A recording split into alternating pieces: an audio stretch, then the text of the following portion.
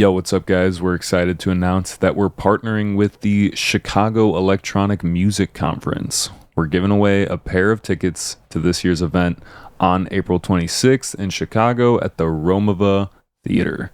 CEMC is a day focused on the electronic music industry, featuring panels, workshops, and networking opportunities with artists, producers, and industry professionals. To enter the giveaway, fill out the form in the description and make sure to follow all of the instructions, because if you don't, you're not going to be qualified to win. So, yeah. Winners will be selected soon. We'll send you an email about that, and I wish you the best of luck. All right, guys, let's get into today's episode.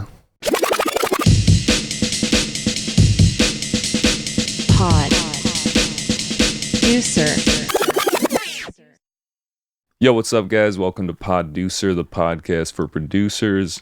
I'm your host, Jerry, and today we're joined by Keota and Lone Drum of K.L.O. What's up? What up? What do you guys do? We can start. This is a broad question, but in general, what do you guys do? Yeah. You want to go? Sure, I'll go. Who wants to go? Well, I make music. I've made music since I was like 15. Started as a joke. Every endeavor I've ever started was basically like as a joke, because then like no one can make fun of you if you're just joking.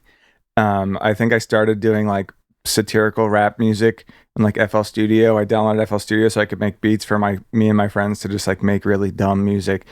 And then I was like, oh, this is fun. And then I started doing it more. And then I kind of got into like singer-songwriting stuff, like when I was like 15 or 16. I did that for a few years, and then I heard dubstep, and I was like, this is really cool. So I started doing that for a while. And so I've been doing that ever since then, pretty much. And I also like more recently have gotten really involved in like, I guess like history and philosophy and like organizing and stuff, and just like learning a lot about that stuff and trying to like ingrain it in my music as well and like my brand or whatever. But yeah, that's pretty much where I'm at now. Okay. Yeah, and I'm a music producer and scratch DJ, turntablist.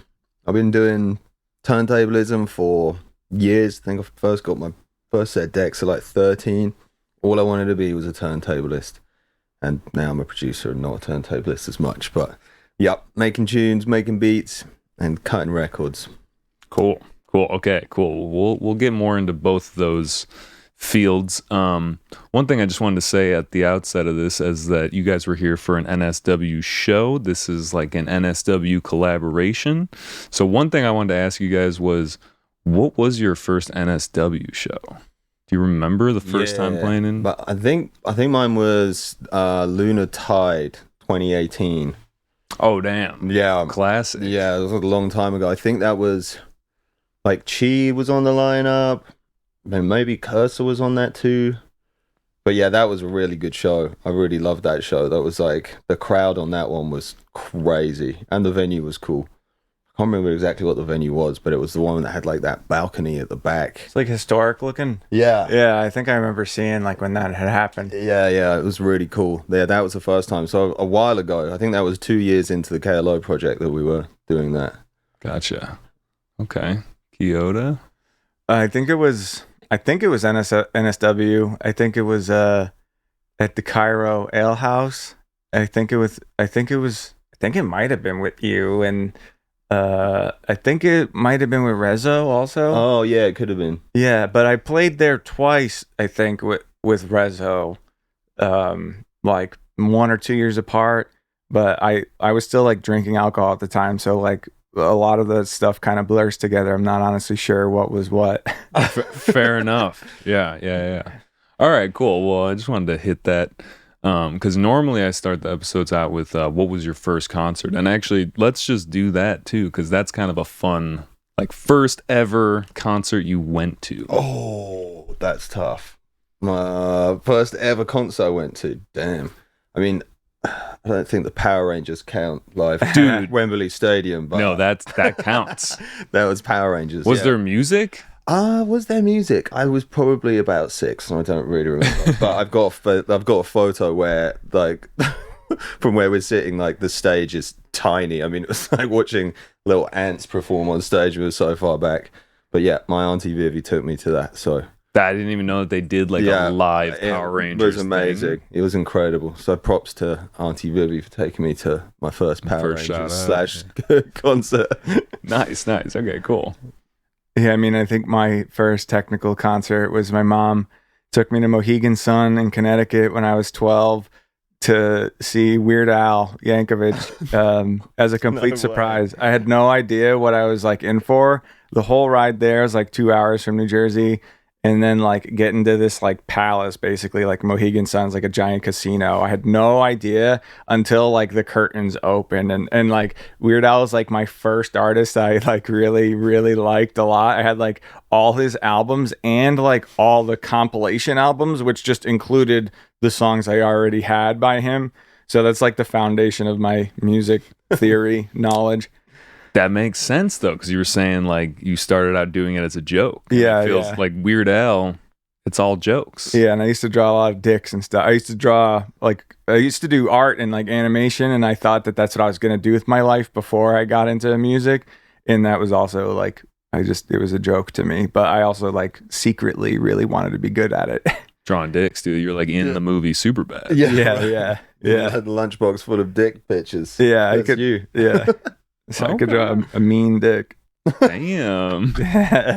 I need to see this now. Yeah, me too. Send me one. We'll splice it in. I'm a little rusty. It's just a joke, though. I'm not being serious. Yeah, send me some dick pics. Yeah. Thanks. Yeah. Please. It's consensual, so. Okay. All right. Well, we'll do a little bit since we started at the early years. We'll do a little origin story too. How did you guys get into making? You said that you started out as a joke, but like, what did you download first? Like, what did you start producing on? Yeah, it was FL Studio. I had a friend, Nate. I mean, I'll not dox him, but he was like a year or so older than me, and he was already like making electronic music, but it was kind of like trance and stuff. Like, I mean, I don't even know what you call it, but like Newgrounds Audio Portal, if you ever went on there. That was kind of like almost SoundCloud before SoundCloud. Oh wait, they had I was saying Newgrounds. Oh yeah, but they had an audio section. Yeah. So like Space Laces actually used to release music there under the alias Corn and Beans. And like I listened to a shit ton of that, and I thought it was like really fun at the time. And like it was only like years later after like knowing about Space Laces that I like realized that they were the same person. But Nate had put out like some music at the time, and he was a little older than me. He was like into programming and stuff. He was a lot smarter than me at a lot of that stuff. I had no idea like how to use a synthesizer or any of that stuff. So I got to like watch him, do a lot of that. And eventually, and also, we would take like a lot of psychedelics and like just look at like a spectral analyzer on like 2 detuned saw waves and just be like, what the fuck? Or like, I don't know, whichever the one that looks almost like a heat map. Forget the name of that. Yeah. And like, it's like a frequency analyzer, but it's I forget what the name is. Yeah. I me as well. But like that was, I had some really like almost like just like very profound experiences, just like playing with synthesizers. I was like, this is, and also listening to dubstep and like electronic music and just be like, this is wild. And then so it was like, I think I was on like 4chan. They had the music part, like subreddit or whatever of 4chan, and like I remember from like 2008 onward seeing just like people talk about all types of music there, like, and I would see the word dubstep come up a lot, but it would just go in one ear and out the other because I didn't know what that was. But then I'd listened to basically all kinds of music at the time. I mean, like I've almost shifted entirely to listening to mostly only electronic music since then. I have to like almost remind myself like to go outside of that to just like refresh my life and not just like feel like I'm just calcifying with all this stuff. But I listened to Aphex Twin a lot. I was a huge fan at the time, and someone had posted like a live set of Aphex Twin, like a clip of him playing a Cone Sound tune. It was the Cone Sound tune Akira. I don't know if you know that one. Yeah. Like when they used to make kind of like harder dubstep. And it was just like so sick to me at the time. I was like, this is fucking cool. So Cone Sound was like my first real like dubstep I had heard. But then I kind of went more on like a normie trajectory, and like because Skrillex came out like 2010 or 2009 with like his first EP, and I listened to that, and I listened to like I was still listening to Cone Sound and stuff, Skrillex, Excision for like 1 or 2 years, and then I like wasn't really interested anymore. And then I very quickly got tipped off on like Inspected, and like Culprit was basically my favorite artist for like a really long time. Dude, and then so good. Yeah, Culprit, and then Also, like I've never seen him play. Does me he play? neither. No, we were there was a few I have. times. You have? Yeah. In the Hell UK, yeah. Okay, yeah, that makes Yeah, sense. yeah, totally. A few 'Cause that's times. where he's based. Yeah. Yeah. Okay. Yeah. Totally. Interesting. Yeah, So, it's like kids and stuff, I think. Yeah. Yeah. he seems like the kind of guy who's just like, I'm working on shit. Like, I'm a sound designer. Yeah. I mean, he's always been a little bit. Well, even back then, I was like, damn, this guy's like a few steps ahead of everyone. Yeah. For sure. Yeah. Yeah. Definitely in like the sound design sort of stuff. Yeah, and like the neuro Yeah, era, totally. he was like the guy. Yeah, he already was.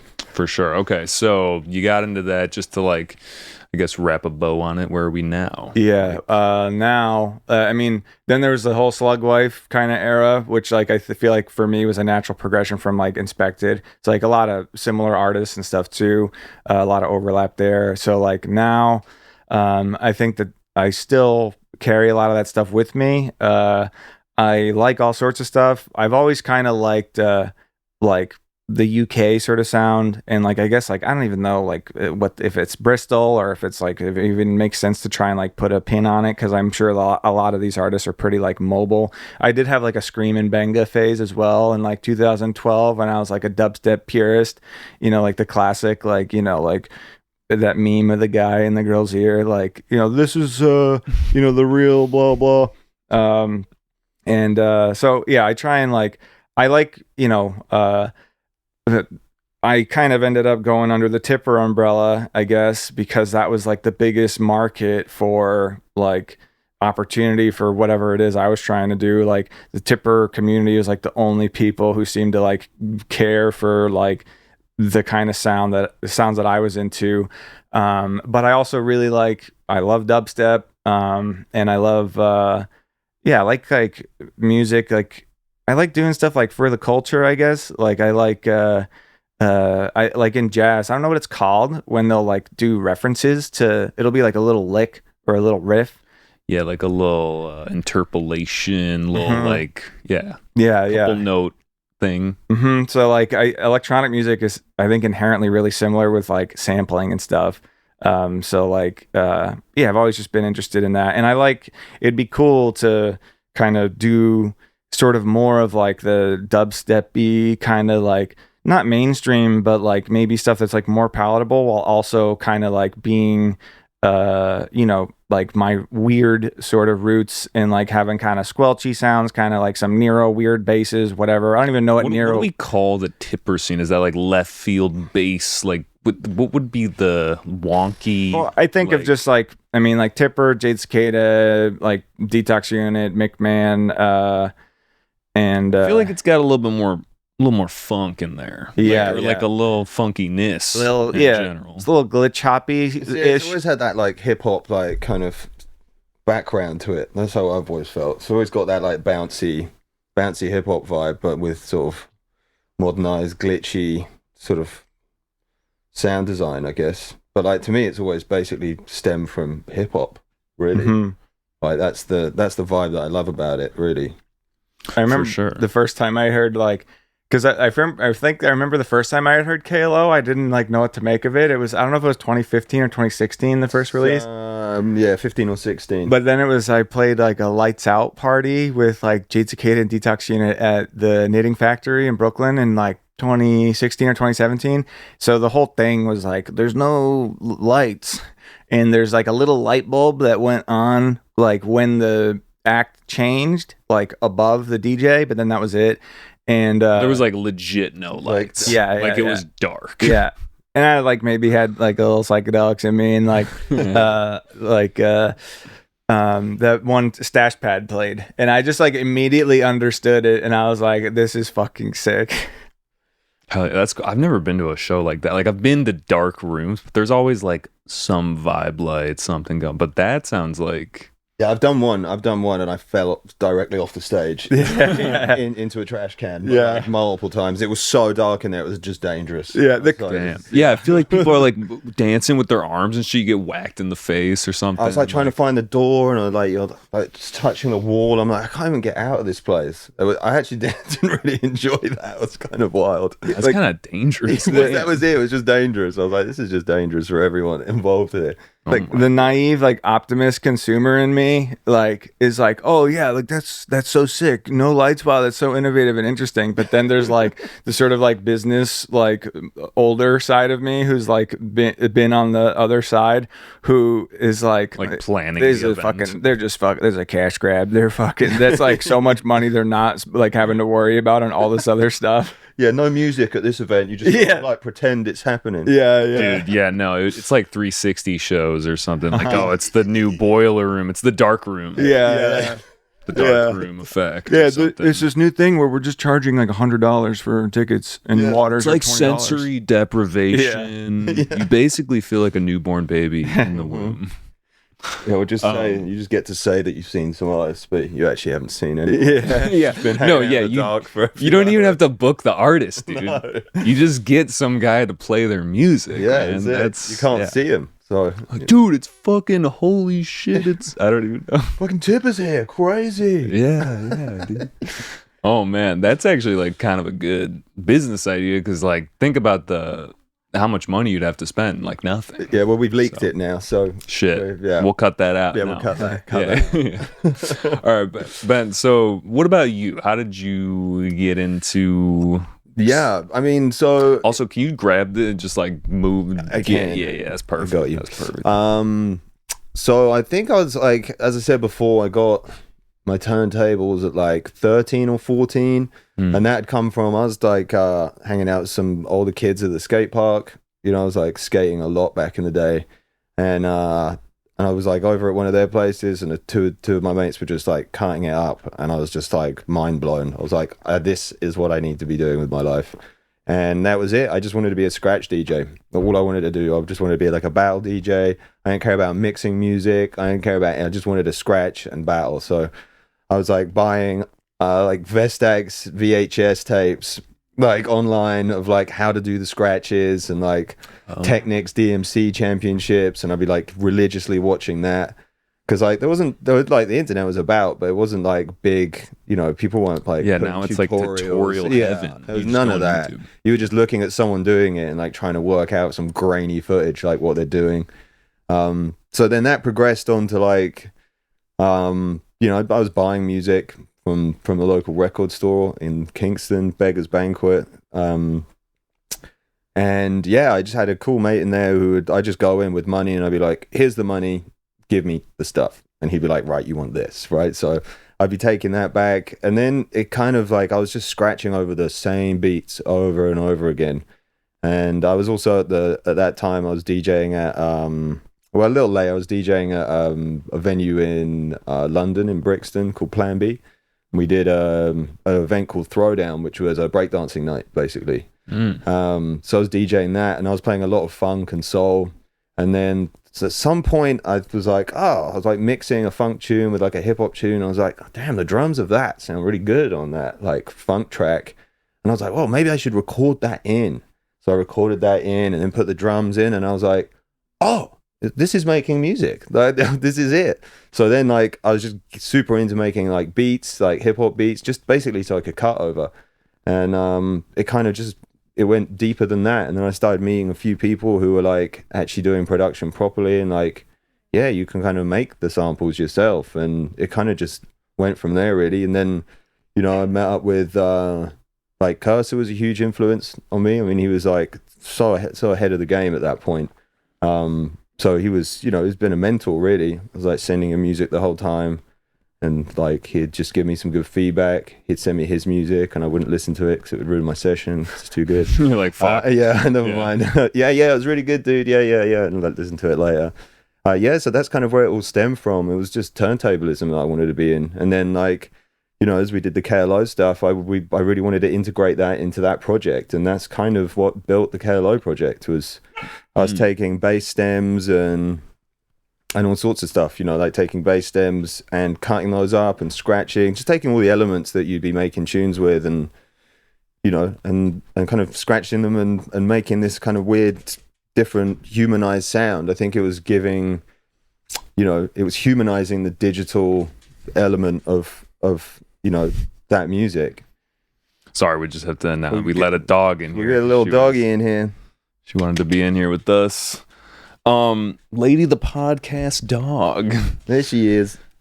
Yeah, dude. So the scratching, like, do you still do it at the venue? And like, do you have to use CDJs? Yep. You got like something better than that? So yeah, I'm using a thing called Phase, which is basically it's like a little remote. So I'm needleless now. I can kind of like scratch with the record off the deck. Like I don't really even need the deck, but the technology has gone crazy. Like with Serato, because I was mixing on vinyl, and then I decided to buy Serato, which changed everything because I suddenly had, you know, not 100 records, but I had like every song I ever needed with Serato. So that's been big. And yeah, I'm still scratching to this day. So I have a CDJ set up, and then I'll have a Pioneer S9 or S11 and a turntable with Phase.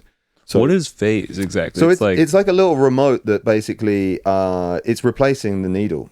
So it's basically giving you just like positional data on so almost like a CD kind of with the laser shit, or like kind of. It's kind of like CDJ, but it's just a way of basically getting rid of the needle. Because I was having so many problems with like in the bass music scene, like hip hop's not so bad, because like, you know, there's not so much bass, but there was points where I was like playing music and like the bass is so like heavy, the needle's jumping around on the record, so that was like really tough. And then Phase came out, which is it's basically a remote that like wirelessly talks to your computer and tells you exactly like where your record is, and it's like super portable. And yeah, it's like a little box about that big. So like all I need to take with me now is my laptop and Phase. And is it the thing itself? Like, do you put it on like a platter? Yeah, you just stick it on the top of the platter. Yeah, just on the platter over the spindle, and then off you go. I mean, it's been a game changer. That's for me. It. Like a complete game changer. Yeah, because like a lot of the you know, stuff with needles, you got to be a lot more careful with what you're doing. Even with Serato, but like doing slow movements, it just wouldn't even like register that it was moving. So I was doing a lot of like fast scratching to kind of overcompensate for that. Yeah, what kind of style of scratching do you like? Yeah, I mean, I mean, I remember I was with Chris Carnes at his place once, and I was like super stoked being there, scratching with one of the greats, and and I was scratching, and he was like, "Oh yeah, I really love that old school style." Oh hi. Yeah, okay. She's just gonna like want your attention until there you go, good girl. So I was there, and he was like, "Oh yeah, I love that like old school style." And in that moment, I was like, "Oh Jesus, I wasn't trying to do an old school style. I was trying to do new school stuff." It just embarrassed me. So from that point on, I think I really went deep and had to learn a bunch of new stuff. But I'm trying to not be too technical. I practice a lot of technical scratches when I'm at home. I'll practice all the really tough stuff, but it's very rare that I'll use long lines of that when I'm performing. I like to just add little flicks of it. It's much more for me. Like I don't practice routines. I don't like build routines that are I just wing it on the night. And I feel like if you can do that, you've kind of got, there's no mistake can be made. Like you can kind of do a question and answer. You know, you can make a mistake, and as long as you repeat that mistake 5 times, it's not a mistake anymore, right? So there's this. I think that's kind of my strongest like suit is to basically be able to just kind of wing it. And I find like if you get stuck in doing routines and you mess those up, it just throws you completely, you know. And like if you don't have a routine to be, you know, matching, then you can kind of just like get away with doing kind of anything really. But yeah, so I wouldn't say I had necessarily like a style, but definitely like loose and freestyle is kind of what I'm always aiming for in scratching, instead of like more routine based stuff. Okay, dude, scratching, I don't know what it is. It's like, it's just so cool. I would love to learn it at some point. It's not as hard as you think. I'm Yeah, I feel like practice. Like if you practice anything long enough, you can kind of get hour it. a day. It's like doing this, right? It's like Oh, yeah. 3,000 different versions of doing that. You know, Uh-huh. it's like weird timings with your hands that are not what's coming out. You know, of like the speakers. You're cutting stuff in half, or you're cutting stuff in. So it's actually not that difficult. But it like every time I hear someone do it, I'm just like, that sounds fucking sick. I love that. I saw they have for Ableton. They have this like live scratching device. I've seen it, yeah. And it's actually kind of cool. Yeah, it's I like, kind of hate it. Is it a Mac for Live thing? I would believe it. Yeah. Also, I would feel like at that point, I kind of just want like either a sample of a scratch or to get someone to scratch or like. Well, that's what I always say. People are like, "Oh, I did this. Like, I made it in Ableton." And I'm like, "You could have just called me." yeah. Been like, "Yo, can you cut on this real quick?" I'd be like, "Yeah, take me 5 minutes." Yo, if you hear. Yeah, you hear the E, I'll hit him up. I don't even need the credit as long as you don't put like the fake, because I can hear them, right? Like people are like, "Yeah, this scratch." I'm So like, you can hear a fake scratch versus a real scratch. Easy. Because like, you know, the record can be manipulated forward and backward, and like if it's being manipulated forward and there's no backwards and then it's forward again, like there's stuff that just happens that's impossible to do. Yeah. You'd have to be way too quick. I didn't even think about that. So, and like you don't have that, like, you know, you don't have that humanized feel from it. You're going back to it being like a static sort of digital thing again, which like ruins it. Like some of the best scratch DJs out there are not technically the best. I mean, like Tipper is insanely tight. He's one of the tightest scratch DJs out there. Is he technically the best? No, nowhere near. But like some of the like Cuba or like some of the most technical scratchers don't necessarily like sound the best, you know. You want to be like free. It's all about that like looseness that gives that like kind of style, you know, the swing. Yeah, I was listening to another podcast, Willie Joy's podcast. Shout out Back to Back with he was interviewing what's his name? James Hype. And he was just saying how like he's not the best like crazy DJ, but like he does certain things and people can see that you're like doing it. If you're doing stuff that's too technical at a certain point, people are like, I don't even know what's going on. Yeah.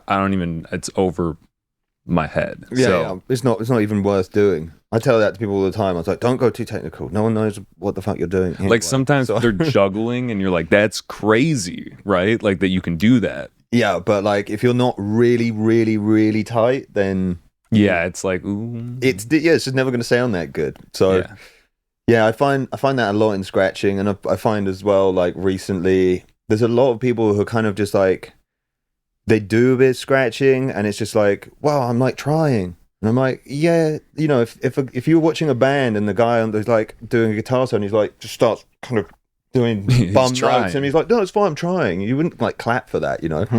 So I definitely think there's a little bit of like. It's novelty, like it can be looked at as just like a novelty. Oh, he's doing the scratch thing now without like there being any like real content to it. But like for me, I can just I see it night and day. Like I can tell the people who practice, I can tell the people who don't practice really easily. Yeah, and I'm a stickler for it, right? Because I'm like I've been doing this for since I was 13. I'm 36 now, so a long time. a minute. Yeah, a minute, a minute. Word. Okay, damn. Thank you for breaking it down for us. No problems. I was thinking that before we get, I mean, we're already in the weeds. Let's be real, but also if she gets like too like needy, you can just push. She'll get down. No, she's sweet. But I was thinking a fun thing to do would be to listen to some music, just so people can get like a little taster. I kind of want to talk about this manifesto for a second. So maybe we play one of your tracks and then we'll talk about it a little bit, and then talk about the manifesto. There's fake scratching in one of these tunes. Is that? Yeah, but you gotta pick it out. But it was because it's like I was thinking of reaching out to you or Feel, but it was like so in the moment, and like because really tight deadline, and just like trying to just like do it quickly, whatever it was I could do. But yeah, like I've definitely especially now that you've said that, would love to hit you up for that in the future. Cool, That would be any time. yeah, literally, it'd be so sick. Yeah, it'd be a pleasure. It'd be a pleasure. Is this which one is that one? USG. That's USG has the fake scratching on it, and USG is hilarious. I'm glad you like it. The fake scratching, I think, was with like the best results I've gotten with doing it is just fucking around with the delay. But I don't, because there's hardly anything that sounds close. But I have noticed that too, with just like. Yeah, to like reverse a sample after another one, like it's like you got to make sure you like keeping track of it. It's actually easier to just scratch. You would have probably been better at just actually doing it. Having to do it in Ableton. That's how I felt when I started looking into too much of the how you automate it. I was like, I don't know. I feel like I just want to learn it now. Yeah, but exactly. Might as well. Yeah. All right. So this one, is there anything you want to say about this one besides that? Now you had to come out about the fake scratch. About the about the tune USG. Oh yeah. So it's a collab with me and Rekno and my partner Morgan, who like I don't know how she'll want to be credited yet. Her like handle online is Moogly with 3 O's. Nothing to do with Moog the synthesizer, but I think it kind of works because her name is... People type in Moog and then they're like, who's Moogly? Yeah, exactly. So it's like kind of relevant with electronic music, and it's her handle online, and her name is Morgan. So I feel like Moogly would be sick, but we'll see what she wants to do. It might just be featuring Morgan. I have no idea. But yeah, Rekno, like I met Rekno at a show like pretty early on when we were both young spring chickens, and we hit it off right away. And we started. I tried to reach out to. I don't know if I think that it's he him pronouns. I'm actually not certain. Rekno, yeah, I don't know either. Yeah. But let us know in the comments. Yeah, sorry, Brandon, if I'm misgendering you, I apologize. But. Rekno, I sent tunes to here and there over the years, and like while they were blowing up, and I, kind of like I didn't, take it any type of way because I knew they were really busy and stuff. And then it was like maybe a year or two into doing this, like in their Twitter DMs, sent a tune, and finally got back to me. Was really into it. It was like a UKG kind of tune, but like, and I had already recorded some stuff for it. Like I will occasionally record like I'm no stranger to like writing lyrics and stuff. That's like my origins with electronic music.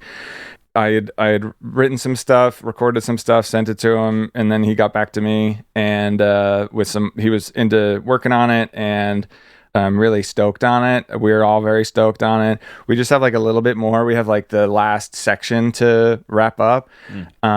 And like I've always really liked the idea of like embodying characters in like rap, or mostly rap.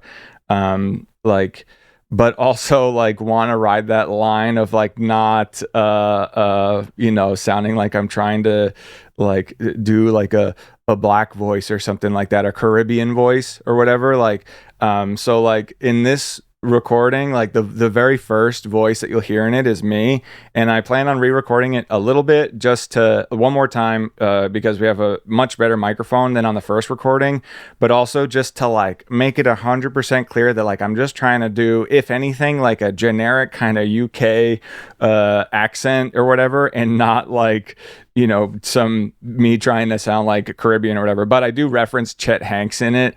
Like shout out the whole island. Yeah. Exactly. Yeah, I have no idea how it will be received. Like, because I could totally imagine like people hear it and think that like I'm doing some like problematic voice and be like, I thought he was woke or whatever. But yeah, you were just dodging landmines that whole introduction to the track. Like, well, shit. You know what I meant? Like, it's cool, man. I get what you mean, and I think most people will get it. But also, just text him. Because like I could see editing that being a fucking absolute nightmare. Honestly, Hanks? You're gonna text Chet Hanks, dude. No, Rekno, right? Yeah, we'll run this one.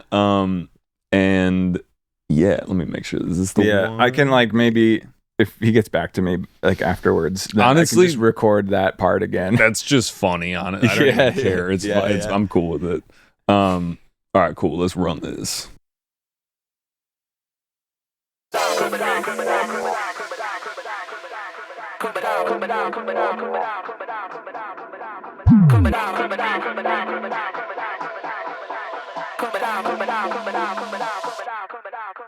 Hold up, stop, that's big.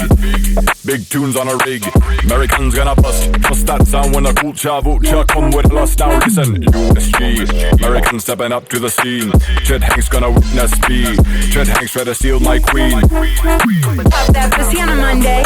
Eat that ass on Tuesday. Make that money. Talk that talk. Popping shit off Wednesday through Friday. Sleeping real late on a Saturday.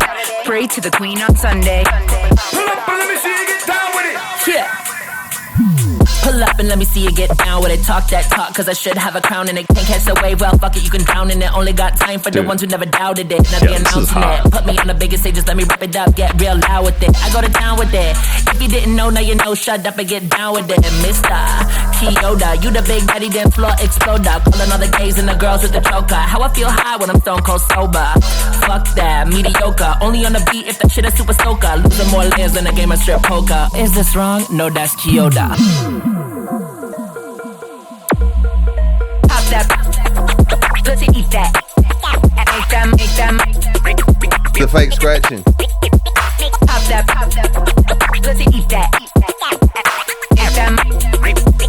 It's not that bad, actually. I'll record that. Yeah. Do that in 10 minutes. Yeah. I'd be down as I could just record a 20-minute stem. Yeah. You could just pick whatever you want from it. Okay, cool. I'm offended you didn't ask me in the first place. Yeah, and this part is going to be something on there, but we don't know yet. Okay. Yeah, this is tight. Thanks. This is rude boy. I like it. Yeah. I sent it to Sam Binga, right? And because I was like trying to see if I'd passed the culture test, and he talked a lot of shit. But I sent it to so many other people who didn't, so I don't fucking know who the arbiter of like what's Who cares? valid. Who cares? Yeah. Liz, if you like it, that's all that matters. Yeah. Well, also, it's like the joke of USG, right? Yeah, exactly. So Well, it's and like we're kind of leaning into like the ignorant American vibe, like referencing Chet Hanks and like Morgan talking about pop that pussy on a Monday, eat that ass on a Tuesday, like very ignorant. There's like that I don't know if you've seen that meme with the cat, but like that's thrown in there really brief. Also, like it's very silly. Interesting. Okay. Was it Morgan the whole time, or were there multiple? No, so there was you. It was and then Morgan and then Rekno. And then Rekno. Okay. Yeah. That's what I was thinking. Yeah. That shit was banging. Honestly. Yeah, totally. All right. So let's talk about the manifesto because it's just interesting. I haven't seen people do this kind of thing, but maybe in brief we can summarize it. So basically, you had a headline show at Cervantes. Mm-hmm. Is that how you say it?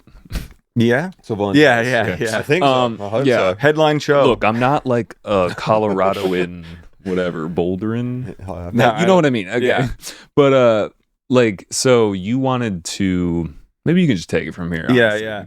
So basically, like a few years ago, like my reality just like broke, and I was like, I realized that like a lot of my worldview was like not congruent with like how I saw myself, how I saw my family and friends. Like I had the idea of basically just like, well, what I feel like a lot of this stuff is like really arbitrary, like who gets paid how much, and like a lot of times it's Like headliner to opening act to VJ, sound guy, all that stuff. It's kind of just like all over the place and out of whack. Yeah, and I'm like friends with a lot of VJs and like, you know, who I would talk to at shows, and they'd talk about like how little money they get and stuff. If any. Yeah, exactly. And I would just be like, man, that's like fucked up. And fucked.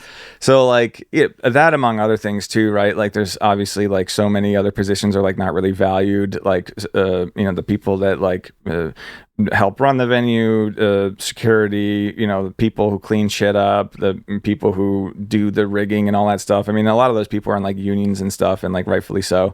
And you know, if there's anything I've learned in retrospect from this experience is that like these problems are like so systemic, and like would not be fixed by, even if for one show. Yeah. And even if everybody, like, even if the majority of shows were like done this way, like it would maybe help with like the music industry or something. But like we are up against like quite a lot just in terms of like dealing with like monopolies and stuff like that. But I had the idea of like, what if, pay were more democratic? Like, I think that like, I'm of the opinion that like the economy ought to be more democratic than it is in general, and like economies like in general.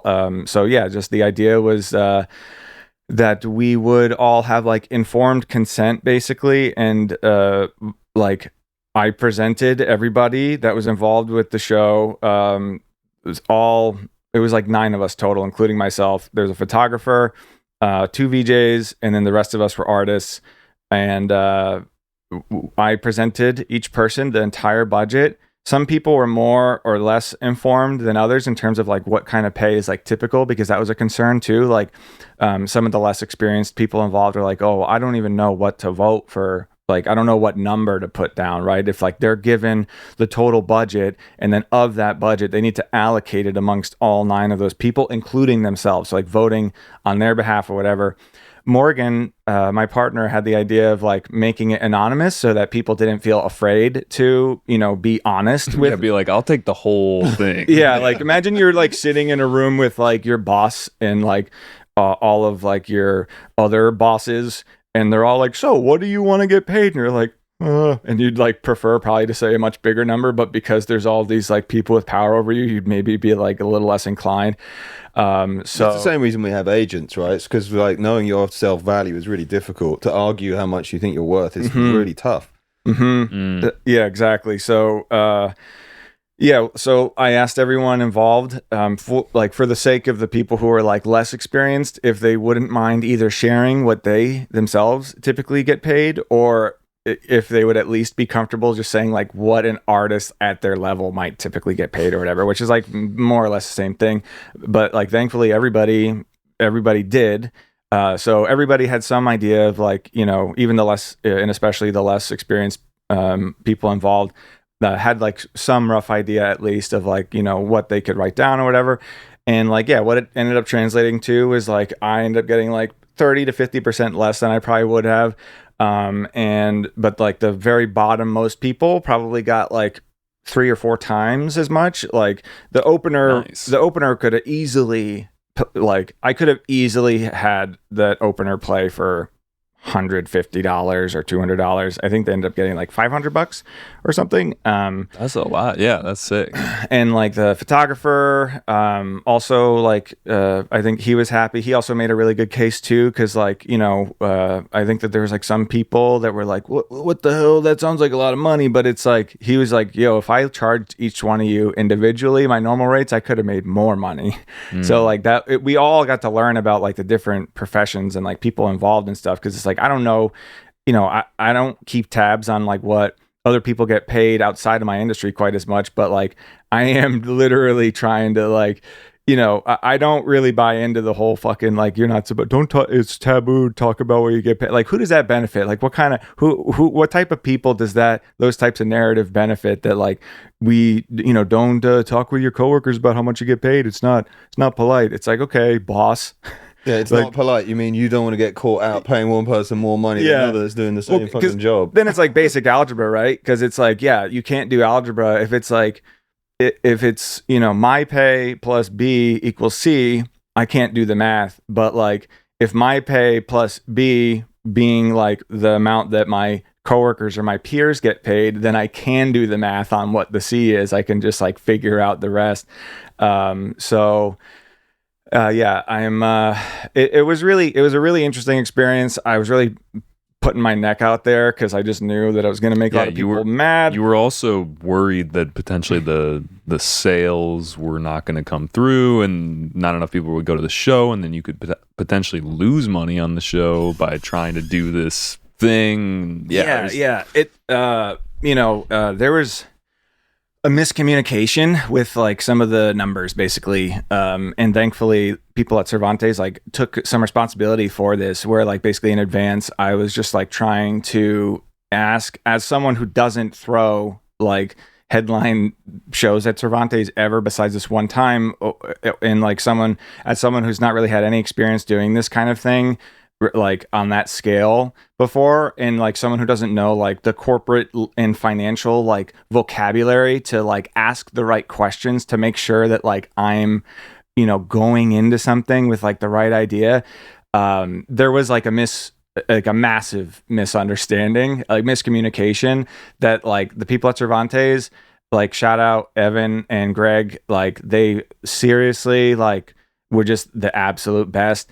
So like the turnout was not nearly as much as I would have liked. It was like 480 tickets sold, and then like the people at Cervantes, like just on their own fruition, I don't know if I'm using that word right, had like 120 people on the guest list. Like I might have had like 5 or 10 people or whatever, but like it was like total 600 people there. I had no idea. But here's the thing, because it's like I want transparency in the industry, right? And there's so many shows that do not do well, and so many shows that do not sell out, but every individual player in the market is incentivized, just due to the logic of like following like free market stuff, to present it as though it did really well. So with this, and I posted the whole breakdown, everything, like everything. Yeah. I mean, we'll put the links. Yeah.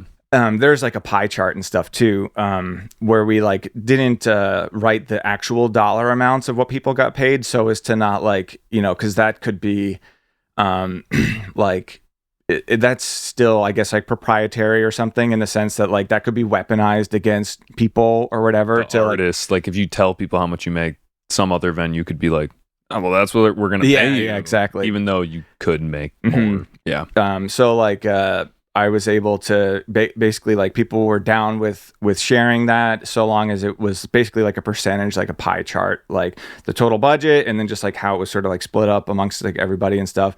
But yeah, like I still feel like I still consider it a success, because here's another thing too, like so much of like the economy and so many industries are kind of predicated on this illusion that they're doing really well. Like Uber operated at a loss for like its first decade of operations. Did they get out of that? I think they still are, aren't they? I think they only very recent, like literally once they became a monopoly, basically, like they actually started to turn a profit once they had complete control over the market, right? Because at first they were basically just like hemorrhaging money. Yeah. I remember hearing about because this. They had the long-term goal, and this is the case for like a lot of like big industries, especially like tech companies, where it's not even necessarily about, it doesn't need to be profitable so long as eventually they have complete control over the market and stuff. Like Uber is like a really great example. I think like even like Amazon too. I don't know to what extent Amazon was or wasn't profitable, but I know that now it certainly is.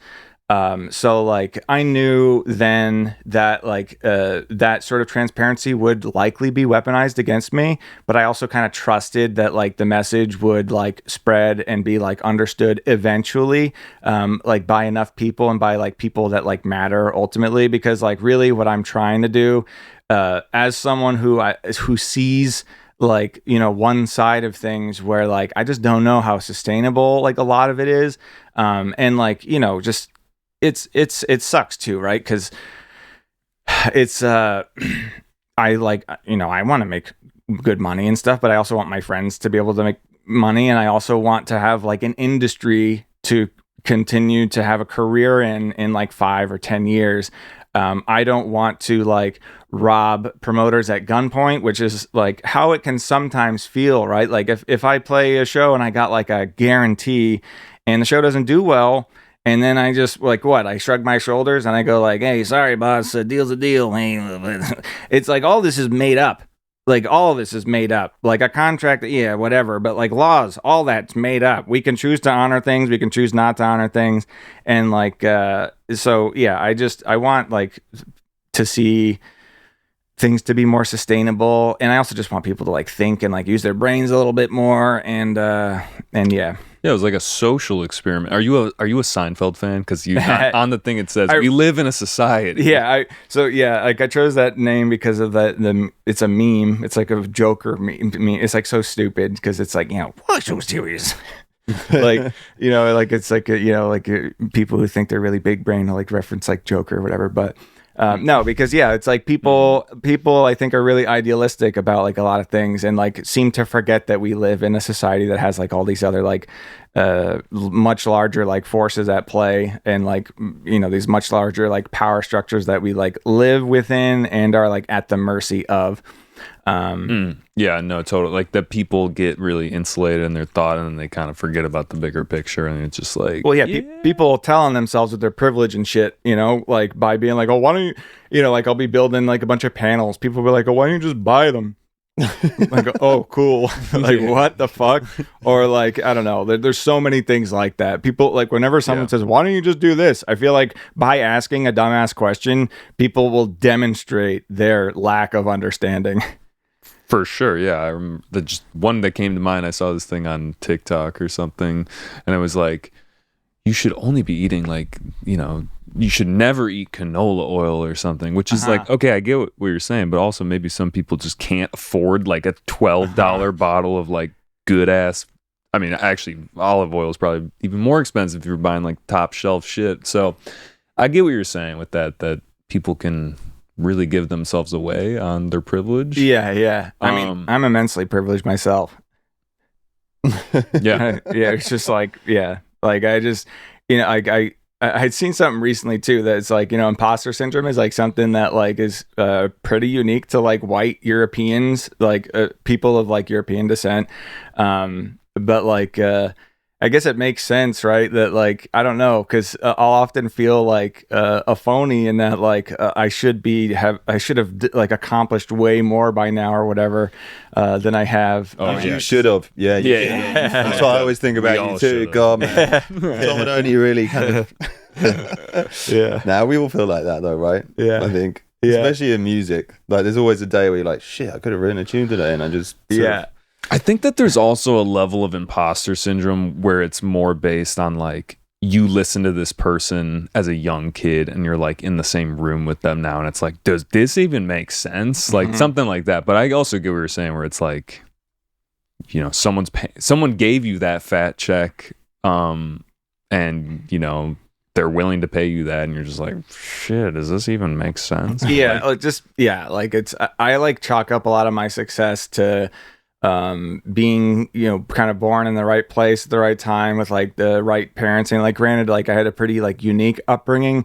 Like my mom was poor, my parents were divorced, but my dad was like had a business with like 10 to 20 employees like since I was 8 years old. So like although he was like distant and there was like a lot of like weird shit there, and like I primarily just lived and grew up with my mom, didn't have like lunch money and shit like that. Like I very much so like experienced like I had a poor material experience like as a child, but psychologically I always knew that like my dad was like there to help me out. Like if I needed it, like just working. If some shit were to happen or whatever, like he wasn't necessarily emotionally available and stuff like that, but like, so it was, and my mom was cheering me on, like in like almost a delusional sense, where like you could do anything, like you could be anyone, you should do whatever you want, go anywhere, do anything, blah blah blah, and like I am so thankful for that too, because like even just that, like a lot of people don't even necessarily have that. I shout my mom out on that one too. Yeah,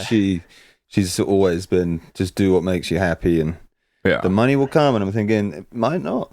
Mom, you're crazy. And like on the other side, my dad's sometimes like, like when are you gonna get a real job? I'm like, well, same. That's my dad too. My dad did not support music in any sense at all for like a really long time until it seemed like it was like a feasible like career option or whatever. He's like looking at the numbers, he's like, making more money than I make. They're flying you out. Yeah. Cool. Yeah, that's like when it started to feel more like official. But I think it was like playing King's Theater that my dad was like, "Okay, this is okay, not bad." Ben, how do you feel about what he just laid out with the whole, payment thing and all of that? Yeah, I mean, it's really like one of the main points of like, you know, the inside of this industry. Like it's really kind of cutthroat. Like I struggle with a lot. I struggle with a lot of it actually. Like, you know, there's definitely been some times where I've been to festivals and they've got a specific headliner who's getting the majority of the money, and the rest of the festival is shit because there's 10 other people that they can afford. You know, when those people don't play, I feel like the quality of the shows can be better. I mean, yeah, I'm not like, you know, I don't think I'm necessarily asking anyone to take a lesser fee. I mean, if you can get some big fat fee, then fucking great, good on you, you know. Right. And like I know that there's the money is there, you know, like you only have to times ticket sales by the amount of people that are going, and like you suddenly start looking at those numbers and you're like 1.9 million, huh? Oh, like damn, why? How come, why is that guy? Why is the VJ getting paid $10? Like where did the money? So like there's definitely discrepancies in it. I mean, like you're saying, like Serves, when we did the headline show there, it's like one of the nicest things is to see a breakdown on paper, you know, and be like, oh, okay, yeah, you're gonna lose money on it.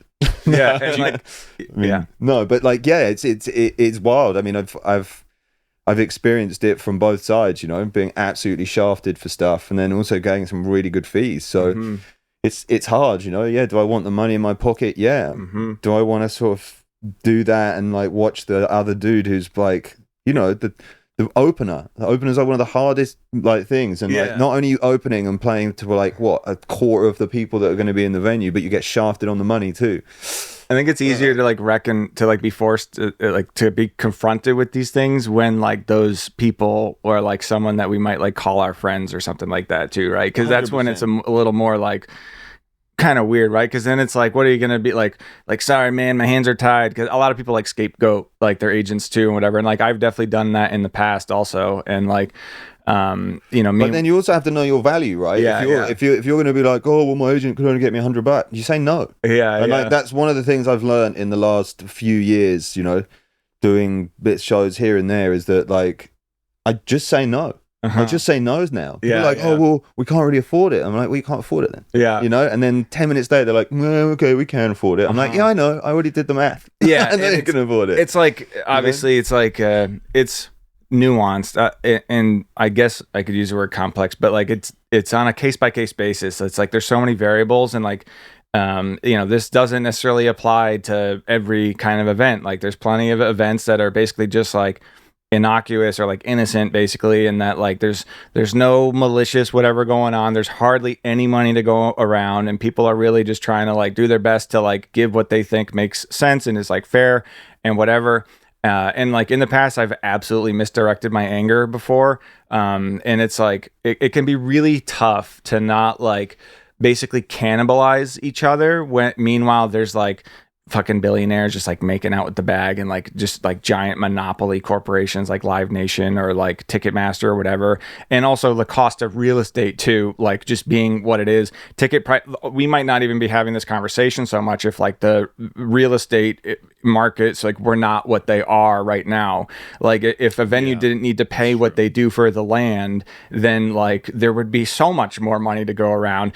Or like basically BlackRock, we're calling you like, but the money, there's a finite amount of money for and resources for any one of these like events. So like there's only so much money to go around, and it's gonna come like from somewhere. It's gonna either come from like the cost of tickets, or it's gonna come out of the pay for the artist, or the pay for somebody involved, or the pay for the people, the event organizers.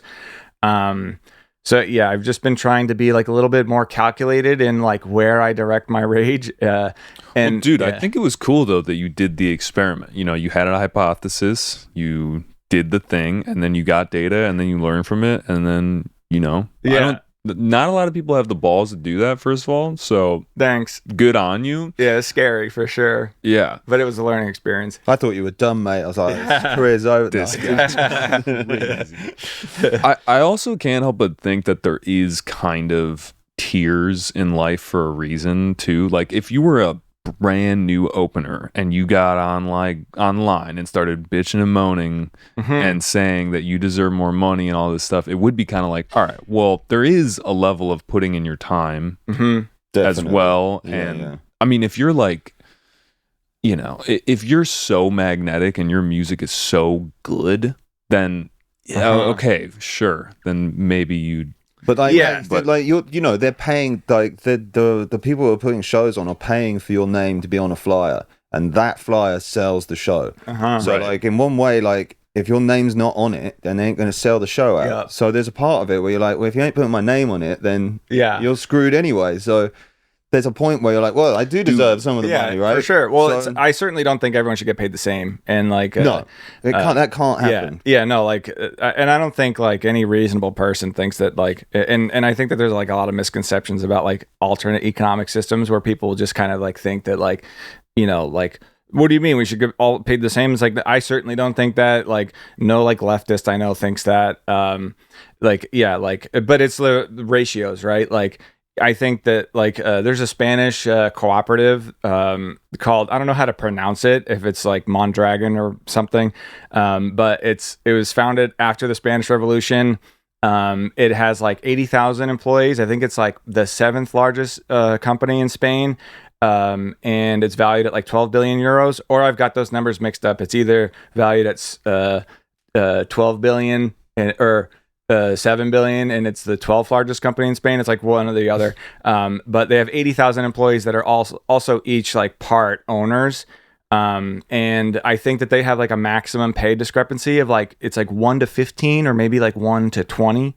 And I think that that's pretty reasonable, right? So that's like, if you're getting paid $2,000, that means that like the lowest pay would be $100, or whatever, as opposed to the discrepancies that are pretty routine are like 50 or 100 plus times. Like even just like in my circuit or the circuit that like we're in, it'll often be differences of that magnitude. And like the way, I don't even like using the word deserve, because I think it like sort of dilutes the whole conversation. And when we start talking about like, oh well, this person deserves that and this person maybe doesn't, I think it really kind of confuses the whole thing. That gets real complicated. Where I like, just the way I think about it, right, is like, if somebody's getting paid 80 grand or something for a show, like sure, like if they can on paper justify that with fucking economics and math or whatever, which like Western economics is like a whole nother conversation in general, because there's a whole nother world of economics outside of what we know here in the West, and like Europe and the UK, especially in the United States, where it is like very much so ideological. And like the way that economics is taught is based on averages and not distributions. So like, the average American makes $50,000, right? But if you were to like look at the distribution, it's like dog shit. Like way more people are making like 30,000 or so or less a year. But of course, when you average in like billionaires and like people who make hundreds of millions of dollars in with everybody else, then it's going to bump up the average for like everybody else. So like the way that Western economics is taught, like there is no consideration of like income inequality whatsoever. Literally people will spend, get doctorates. So they'll spend like 8 years in school in the United States, and they'll not consider these factors. So like when we're talking about like the math and whatever, like I kind of almost roll my eyes a lot of times, because like, so much of this is just made up. When people say the math ain't math, and you're just like, I don't know, man. It's a lot of it is just made up, like, like at its core.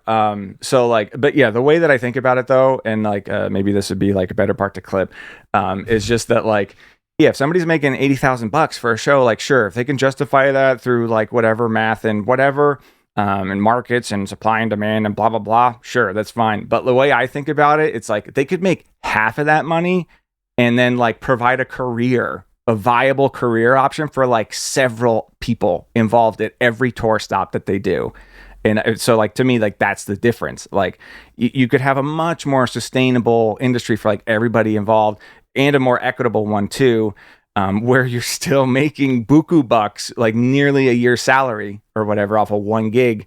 But the difference is that like everybody else involved could also just like have a career and like, not have it break the bank. I think it's like also like that's a cop out as well. So like the bigger people are selling the shows out without the lineup, right? Well, so like, yeah, they don't need you now. So like, oh well, I'll play. I want 10 grand. They're like, you can have $500. You're like, well, I'm taking 5. Well, don't play them. We don't need you anyway. We sold all the tickets. You know. Like, what? Why? Well, there's no incentive actually for them to be paying anyone anything once they've sold all the tickets off the headliner name. So there's part of that as well where I think like you're stuck. Like It would be. I guess if everyone just said like we're not playing, then well, then that's. I what mean, you're I gonna think do, that yeah. There's always the new guy who wants to do the show and he wants it on his like credentials. That will do it for free. Like that's in every like business ever. It's like, well, I could do it for half the price, and you're like, dude, I'm trying to work something. You're here, fucking me over. Yeah. Chill. Shut up. Yeah. I mean, I think that's where like unions and cooperatives come in and stuff, because like that's when you get people like organized who can like collectively bargain and stuff like that. And like I've often felt like I'll still carry a lot of like the programming like where I'll feel kind of just like literally like a clown being an artist in the world as it currently is right now, like making music and like DJing or whatever. Like I'll just feel like silly while like there's like people working in factories and like there'll be like some pregnant like Bangladeshi and 12-year-old like knitting like a shirt or whatever for like pennies a day or something like that. But at the end of the day, like NBA players, for example, right? Like whenever there's like some news sensation about like, NBA players like asking for more money, it's always framed like they're ungrateful, like they're, like it's this absolutely wild, like incomprehensible thought that like there's these NBA players that like, are already making like, $1 million or whatever, like asking for more money. Meanwhile, there's some dude in a suit who doesn't dribble who's just raking it in like way more than anybody. So in other words, NBA players, despite making millions of dollars, are also exploited. So like I have to remind myself of this, and like also other artists too, that like even though it's a really great industry and whatever, that I think that still doesn't like justify or excuse the fact that like there is exploitation going on, and it's all made up. Like it's all made up. We can like There's also no real moral I don't know, concrete thing to point to that isn't like, how much should I exploit this person? You know what I mean? Even for like my own business, I get to make up my prices and I get to decide how much I'm going to pay my employees, and I get to decide what I tell them that I make versus what I'm paying them. And I really struggle with that myself. So it's like, I think that there's a sweet spot, but it's just everyone's going to have a different target too. I find it really tough. That's kind of like the manager and agent thing, right? There's like, well, how much are you taking? I got to get on the fly. I got to do the thing. You just like, hello? Yep. Sweet. So there's a point like, what percentage are you taking there? Is 50% all right? No. Like at what point and I think there's got like this day and age, there's got to be a change. I really think like the manager agent thing feels a little weird. It's always going to feel a bit weird because that's kind of... Dude, you're just going to have an AI agent. Well, yeah. You're just going to have your little guy. Maybe. I mean, like, yeah, you don't have to pay that guy shit. So, Alexa, find me a show. Yeah. No, there's like... I have a feeling... I saw some shit the other day that was like... Just like you can go and pay for a service and it scrapes all the whatever places, and then you could like set up some kind of AI thing to like automate that and just send out the email. Like, I think we're getting close that we might sorry agents and managers, but there's it might not be as good. I'm not even saying like they shouldn't exist, but there has to be a change because I just don't feel like this works. Yeah, I mean, they work in anyone's favors. The only thing that I struggle to do is, like I said earlier, is know your own self-worth, and they don't have that problem, right? Because they're not you.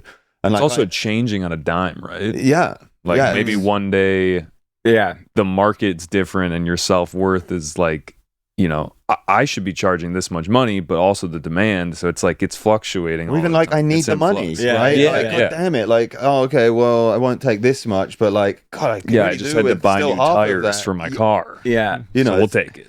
Yeah, and that's kind of like, I think that's the one thing I've learned a little bit more is to just say no to that. You've got to say no. It's so hard because you're like, God, I really want that money in the bank. But it works out in your favor because all the promoters are talking, right?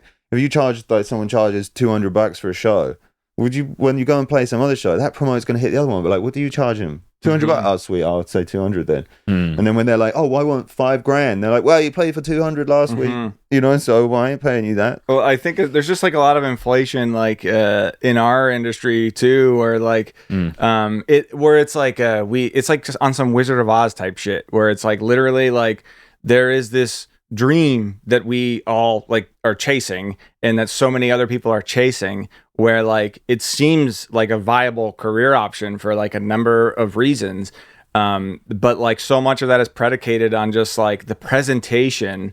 Like we live in an economy of optics, like largely. Like the United States has very few exports.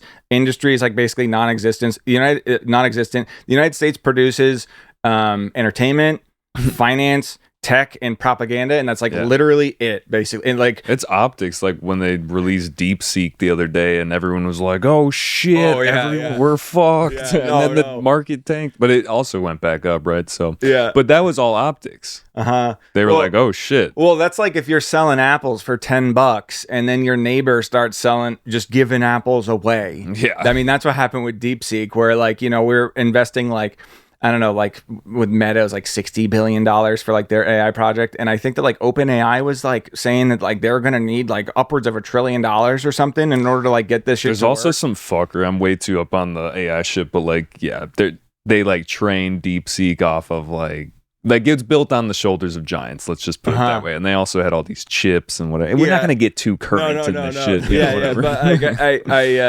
I am a simp for China big time. Yeah, dude, you sent me a fucking the third track. We won't play that one. No. Okay, one thing I was thinking about that would just be interesting, kind of like, I think this goes back to the darkroom thing. What if there was a festival where it was like the same concept as like a mystery box, and you just buy tickets from like, I guess you'd have to be maybe reputable. Like, let's say Infrasound, like those guys threw a festival and they're like, we're not, well, actually, don't they already do that? They don't release the lineup until like the last second. When you're someone like Infrasound, nobody is going because of the lineup. They're going anyway. For the vibe, for the community, the vibe. For the vibe. They know they're going to provide. So do they release the lineup now that I'm thinking about it? Or do they? Yeah, they do. Last minute. Okay, imagine go first, Imagine the next level of that where they don't even tell you the lineup ever.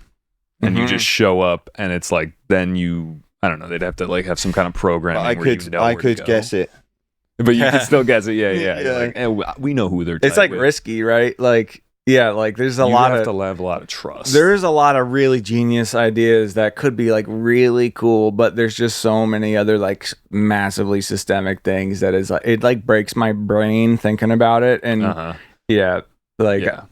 we covered it pretty good though. Honestly, like that was good overall. That was good. That was a good convo. Yeah, you got it. Yeah, hell yeah. All right, let's we hate the industry. Yeah, you guys are. No, I'm grateful. I swear, I'm so grateful. You guys are fucked now. No, I'm just kidding.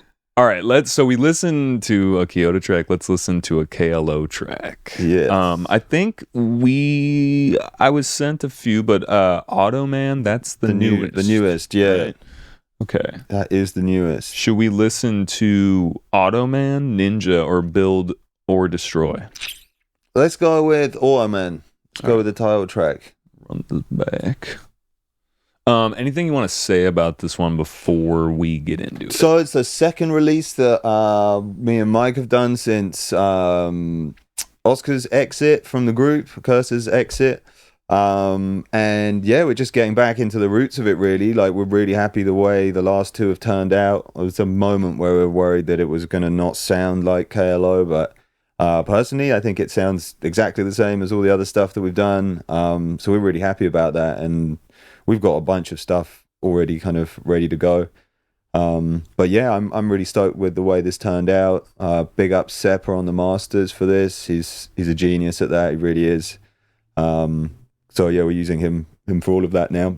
But yeah, I'm really happy the way they've turned out, and we've got lots more to come. So thank goodness we caught you in time. In time for what? I was just about to catch a plane. Mr. Davis would like you to phone him before you board. Security.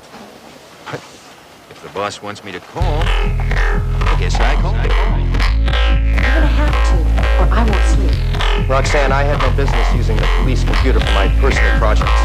Is that what that was? It was a hologram. An electronic simulation in 3 dimensions. Here, I'll show you. Walter's advanced knowledge of electronics led him to experiment with what is called a hologram. That's a very fancy word for a 3-dimensional picture that, when perfected, can be made to look real, sound real. As a matter of fact, given enough power, it can even be made to feel real. Don't make it.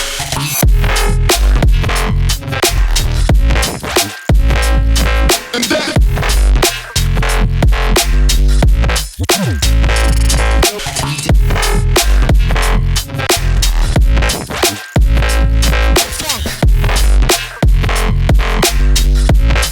You're not real. Oh, but I am. I'm as real as you are. And then.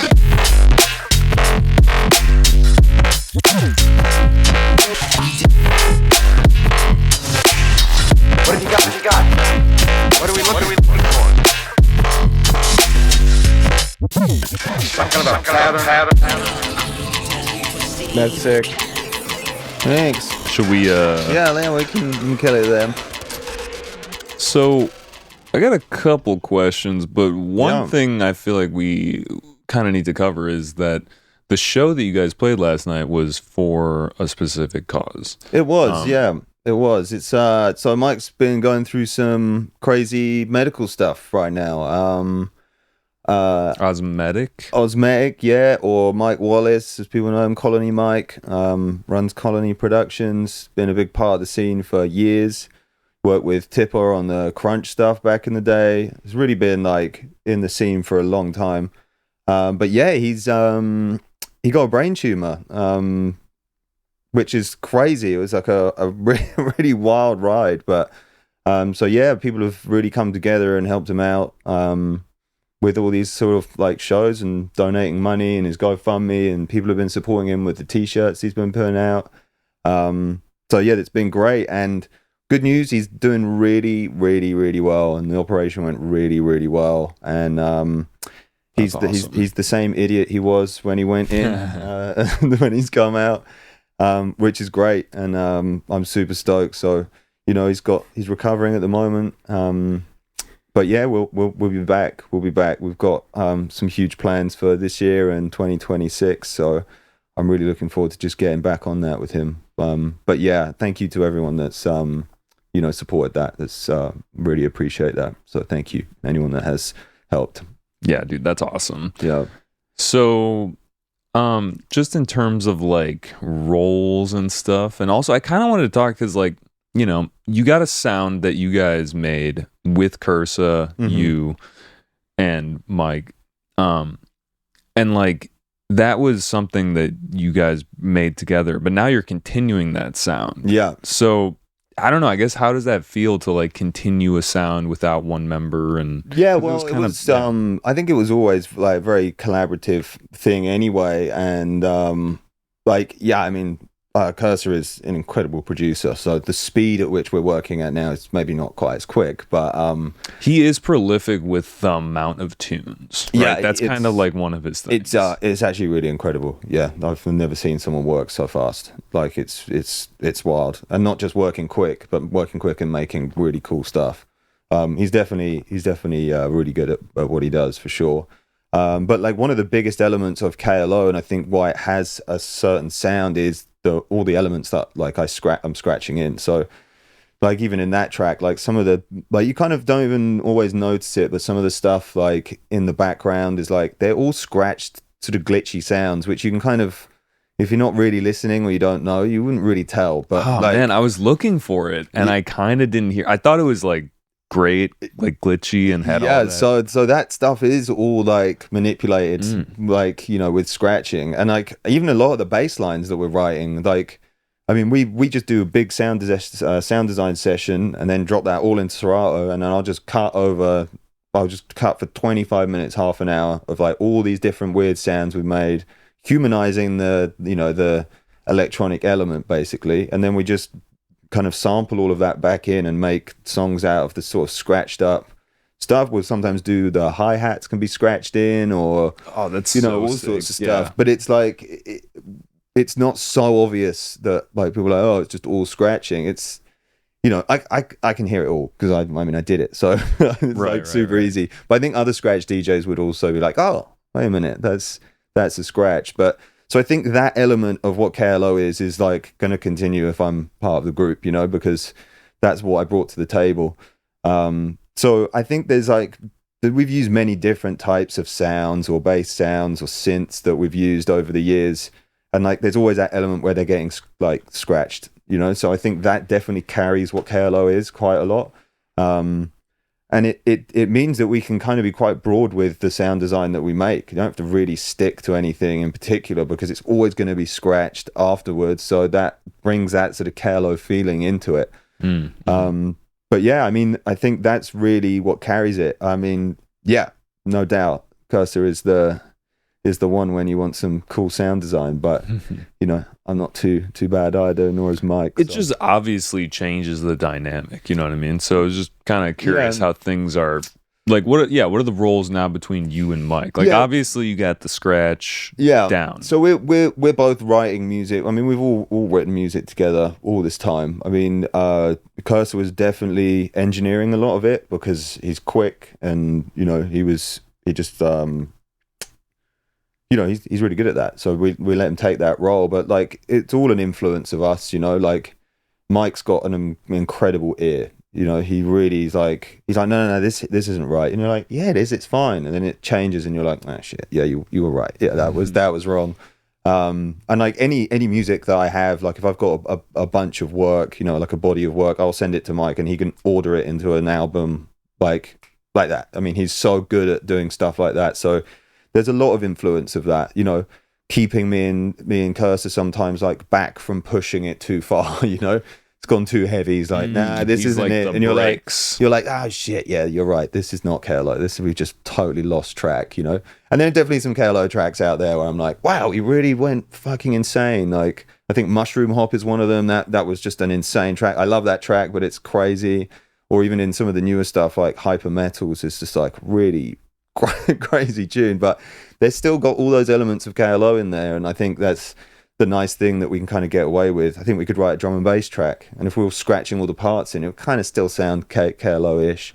But yeah, me and Mike are both just producing all the stuff together now. I'm probably engineering a bit more than Mike, but like we're equally doing it together, and like we do a lot of sessions on stuff away, because like once we've got the sort of scratch sound design stuff, we kind of just like, let's both have a go at making tunes. Right, yeah, you get the meat. Yeah, you get the meat, and then you can kind of just chop that up how you want, and then we kind of come together and we're like, oh, that's really cool. I've got a similar idea. We could put those together, or like we'll swap projects, We just keep pushing it until something kind of, we flesh out something that we both are into, which is normally pretty easy actually with like some of the scratch stuff. You're not like really placing individual parts. Like sometimes the scratch sections are like a whole like 4 bars or 8 bars. So you've got like this 8 bars already where you're like, put drums on it, sub, like a lot of it can be quite easy. Some of it's not. Like some of it, I mean, there's the amount of stuff we've scrapped is probably more than we've actually ever put out. But yeah, I mean, I enjoy working with Mike. I've been working with Mike since 2009 or something. I mean, it's we've been doing stuff together. We used to actually before K.L.O, me and Mike were a DJ duo called Crimes with a K and a Y. Ooh. Crimes, so cool. So yeah, we've been kind of doing that. We weren't producing as much then with DJing really, but like we've been doing stuff for years. So it's been super easy. It's natural. It feels just normal to make tunes with Mike. But yeah, we're both just kind of jumping in and doing everything we can. I do the scratching, and that's probably the only thing I do on my own. But like other than that, we're both just chipping in and getting it done. But yeah, it's great working with Mike. I love working with him. Nice. So you mentioned that he does Colony, and I think you were mentioning that you had a release on Colony too. So you guys are all in the same like ecosystem. I guess this would have been a good question for him, but just the Colony sound, what kind of is that? Well, yeah, that is purely Mike. Mike has run Colony based on what he enjoys and absolutely nothing else. There's no financial gain there for Mike. He's never cared about that. It's just purely what he likes. And if he doesn't like something that someone sends him, he'll tell him. Like, he's the guy that will edit their tunes and send them back, be like, should be like this. And they're like, the hell have you done? And then they're like, you're right. Yeah, it's probably better like that, you know? So it's all just been a passion project for Mike. Colony has, and it's been great to be involved with it because I really love that. That keeps it real, you know? It's like, there's no like money that has to be made. And like through this year in 2026, that's going to be changing slightly. Like Mike's really putting a huge amount of effort now into Colony. There's going to be a bunch of takeovers that we're doing. So we're kind of selling that to sort of festivals and stuff and trying to push that. I'm doing a similar thing with 4C Collective, which is my friend No Offense, who's a rapper. Okay. We're doing we're kind of trying to sell a little takeover at festivals for like late night sort of hip hop vibes, very like lounge vibes. We want it to kind of look like a lounge, you know. We want it to be really super chill. So with those two things, like Colony takeovers and that, I think, you know, the 2026 will be a really great year for K.L.O, Colony, and everyone that's on board with that. Definitely some big things to come. I'd like to tell you more, but yeah. I have to be quiet. You'll just have to see. You have to wait and see, yeah. Well, I was going to grab you a beer. Maybe we just pause real quick if anybody has to pee or anything. Okay, I'm just going to grab you a beer, and then we can... I got a couple questions, and then we'll wrap this guy up. You know? Cool. Let's do it. I think I have to... Yo, what's up, guys? It's your host, Jerry, again. I really hope that you're enjoying today's episode. I know that I enjoyed having the conversation. Just got to be that squeaky wheel here and let you guys know to please go subscribe, hit that like button, leave a comment. Honestly, the 5-star reviews on the podcast platforms, that's big too, because otherwise just doesn't get promoted, and it's, you know, we're fighting that upward battle, that uphill battle. But yeah, I know you're just thinking in your head like, Jerry, can we get back to the episode? Yes, we can. All right, yo, so we are back. We took a little bathroom break, grabbed another beer. One thing that we wanted to say is that Recno is... It uses any pronouns. Any pronouns. Yes. Yeah. Easy peasy. Before, anyway. She's great. Yeah. All right, we got that out of the way. Okay. But okay, so we're back and we're going to listen to another song. Yeah. Because it is on... It's going to be coming out on Colony. Yeah, very soon. I basically like... As soon as it's done, like it's basically done, there's just like a couple takes that like I'd like to re-record where like a few of the lines are just like a little louder than some of the other lines. So like I think I need to go back and re-record them at like a slightly different level. And also I had a friend say like, oh, it'd be cool if the vocals were like a little bit more present. I'm not really good at singing whatsoever. So like it's Melodyne big time, which is just like really fancy, super transparent auto tune, but like even with the best of the best shit like that, like you'll still hear kind of like the like it almost sounds like Complex Pro, like it sounds just like the artifact to shit. And you hear it a lot in like especially in like the like consonants and like the S's and the T's and stuff, like where like just so to make it more intelligible, right? Like compress it a bit, maybe boost that region a little bit, but like it also boosts the kind of auto-tuney sound or whatever. So like there's just some of that I want to dial in a little bit. But yeah, it's coming out on Colony soon. It's a 5-track EP. This one is kind of an outlier. It's like a different vibe than all the other ones. I don't plan on crediting myself in any capacity as like, you know, a separate artist, vocalist. Yeah, I don't want people to think like I always like the Gorillaz vibe. Oh, I love right? the Gorillaz, where it's like just kind of like you don't really know what you're in for. I mean, yeah, like Gorillaz will be featuring, you know, whatever, but like I just like music being just like I don't know what it's gonna be kind of a thing, and I don't want to have that's like why I chose the name Keota also, just because it's like the name I had before that was Super Jumbo, and I just felt like I was at the mercy of like everything I make like being huge and massive. Yeah. So like Keota, I chose that just because it's like it was a street I drove by in my hometown, and it just like made me not think of anything. It's just like, yeah, you don't know what it means. Yeah, just like, yeah. And I did later learn it has like some roots in like indigenous, like something culture, like some, but there's like very little information about it. It's like a name of like a couple towns in the United States also. I was thinking, and it would probably have to have a Y. I was thinking of Kyoto. Yeah, it was giving me Japanese vibes. But anyway, you heard it here first. Yeah. No, I don't know. Maybe you've talked about that. I just like saying you've heard it here first. Let's run this track. This is a great track. Thank you. Chad the Lonely Junglist. Yeah. Is it, let me just make sure. Is it 4B? Is it Mellow Diff 4B Alex? It's, yes. Yes, cool. Great. That's Awesome. the one.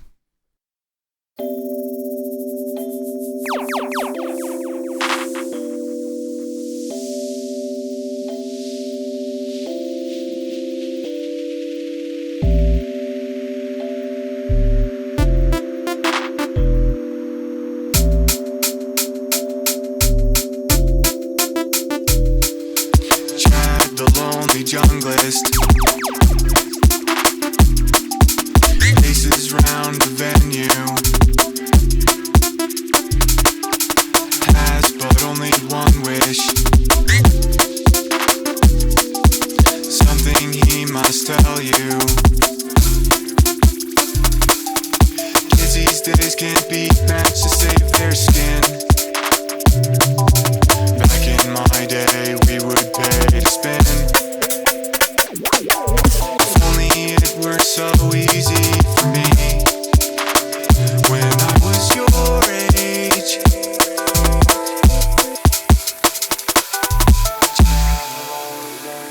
Is the doubling your girlfriend? Yeah, okay. Morgan. Yeah. This is a text-to-speech MP3 download. I like that though. It Thank you. reminds me of GLaDOS. Yeah. From Portal. There's like another bar of lyrics I want to write here. It is just, yeah, but.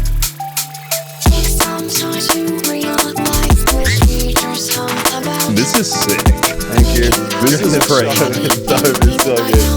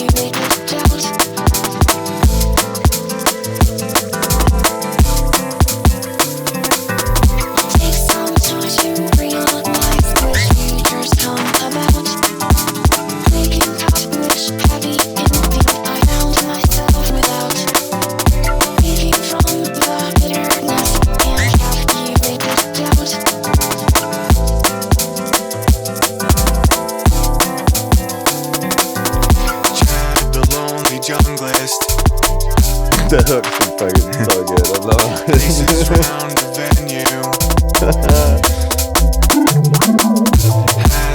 It's chill. Like, yeah. Have you played this out? Yeah, last night, but I played the wrong version that didn't have the harmonies. I was like literally so pissed. I just exported the wrong one.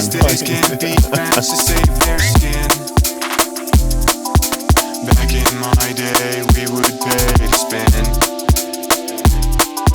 If only it were so easy for me when I was your age.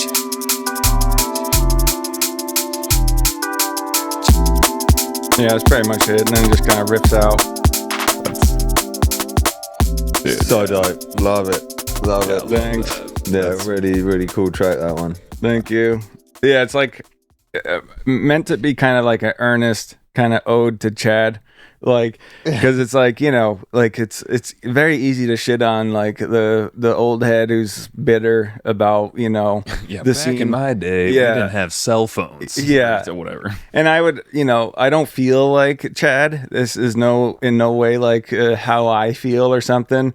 But like, and I would hope to really never feel like that. Like I feel like if I do, then that means I'm like out of touch or something with it will happen. Yeah, it's coming, dude. But like, yeah, it's meant to be kind of a more like kind of empathetic, like, hey, Chad's just misunderstood. Let's chill on Chad a little bit. Yeah, dude, no, that's really cool. Like the songwriting thing that you come from. I was just listening to another I listen to a lot of podcasts.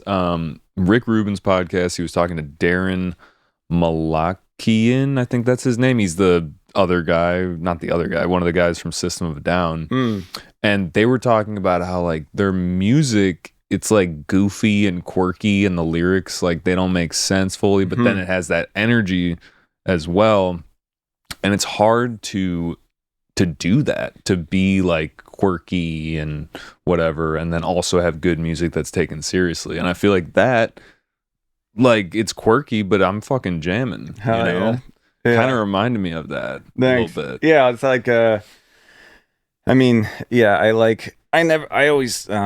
don't like I've always like resented pretentious art, but I've also like simultaneously like been the pretentious one about art, like thinking that art like ought to be like a certain way and this or that or whatever. And like for a while I like, you know, especially after I kind of got out of the phase of like everything being a joke, where I like started to actually become competent, definitely was like pursuing kind of big brain music or whatever for a while, and being like, yeah, everything should be fucking mind-blowing, Pink Floyd, like, but electronic music kind of energy or whatever. Obviously Culprit was like a really big influence and stuff, where it was like very much so along those lines. Although now I'm like really like I've like the way I feel about big brain music is like entirely changed, where it's like I'm just like It's too serious now. Well, it's like it's not as accessible, I guess, right? Like, you know, I don't want like I've almost started to associate big brain music with like just being classist, like inherently, because it's like, yeah, of course, like I'm not at all surprised that like some fucking like white dude who grew up in like a nice part of the United States and like the nicer part of the city and the nicer part of the neighborhood, the nicer neighborhood of the city, you know, like I'm no longer like impressed, I guess, by dude, like some white dude who I was having the same conversation with someone the other day that was basically like anyone who's like kind of made it, not anyone, but like a lot of people who have like made it, and you're like, dude, how is this guy so fucking good? You start like looking into it a little bit, and it's like, oh, like yeah, Illuminati or some shit, like literally like big money or something. I'm not trying to take away from people that are successful and don't have that, but the people that are like uber successful, it's like they might be like in some shit. Industry plant. Tom, you're an industry plant, aren't you? Yeah. yeah. Well, and that's another thing, for the sake of like advocating for myself, because I feel like I'll forget to do that. Like I'll be like almost like so self-critical that I feel like some people will be like, how could you speak about your profession in this way? Blah, blah. Don't you care? Blah, blah. You work hard, blah, blah. It's like, yeah, I put a lot of time in or whatever, but I attribute it way more to like me being a drug addict who's like an obsessive person, rather than like having discipline or something.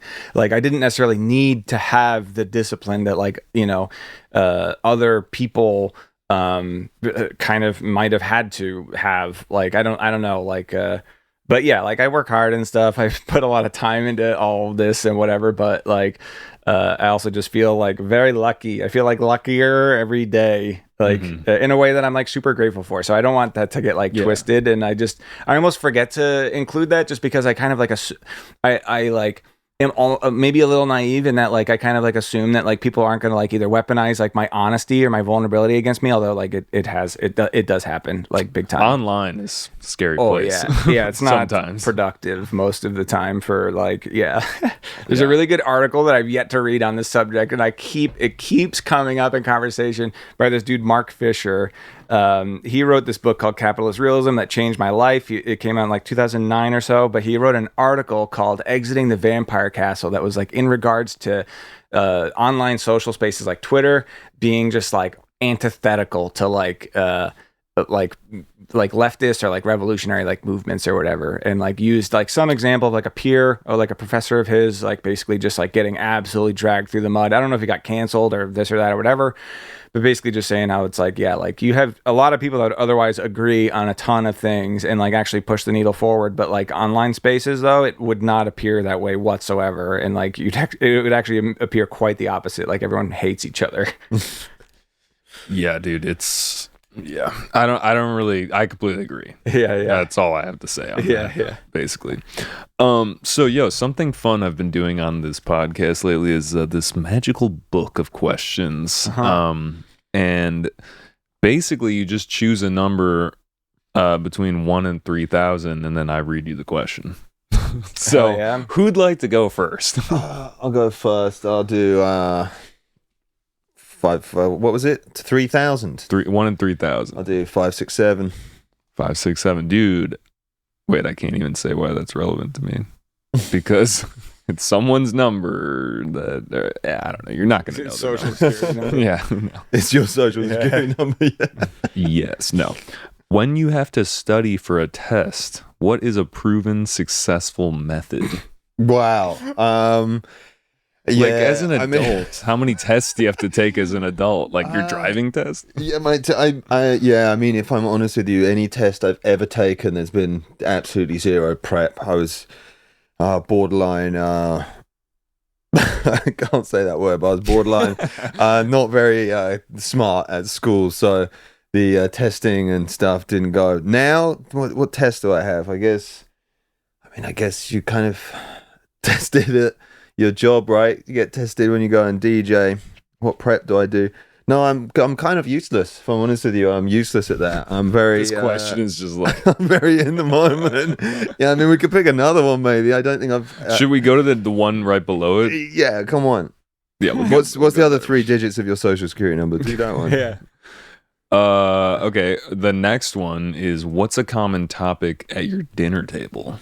Damn, a common topic at a dinner table. I mean, depends who I'm with, but I seem to get into the realm of psychedelics and stuff, but mainly with people that don't do them. Yeah. Very like, oh, so what happens? And, like they're like talking to you, like trying to figure it out. You're like trying to sell the idea of doing it, or you're just like... I'm not. I think it's kind of like they want to know, like, I definitely find it with like my parents maybe, or like, you know, some of my older family members, or people who just don't do it.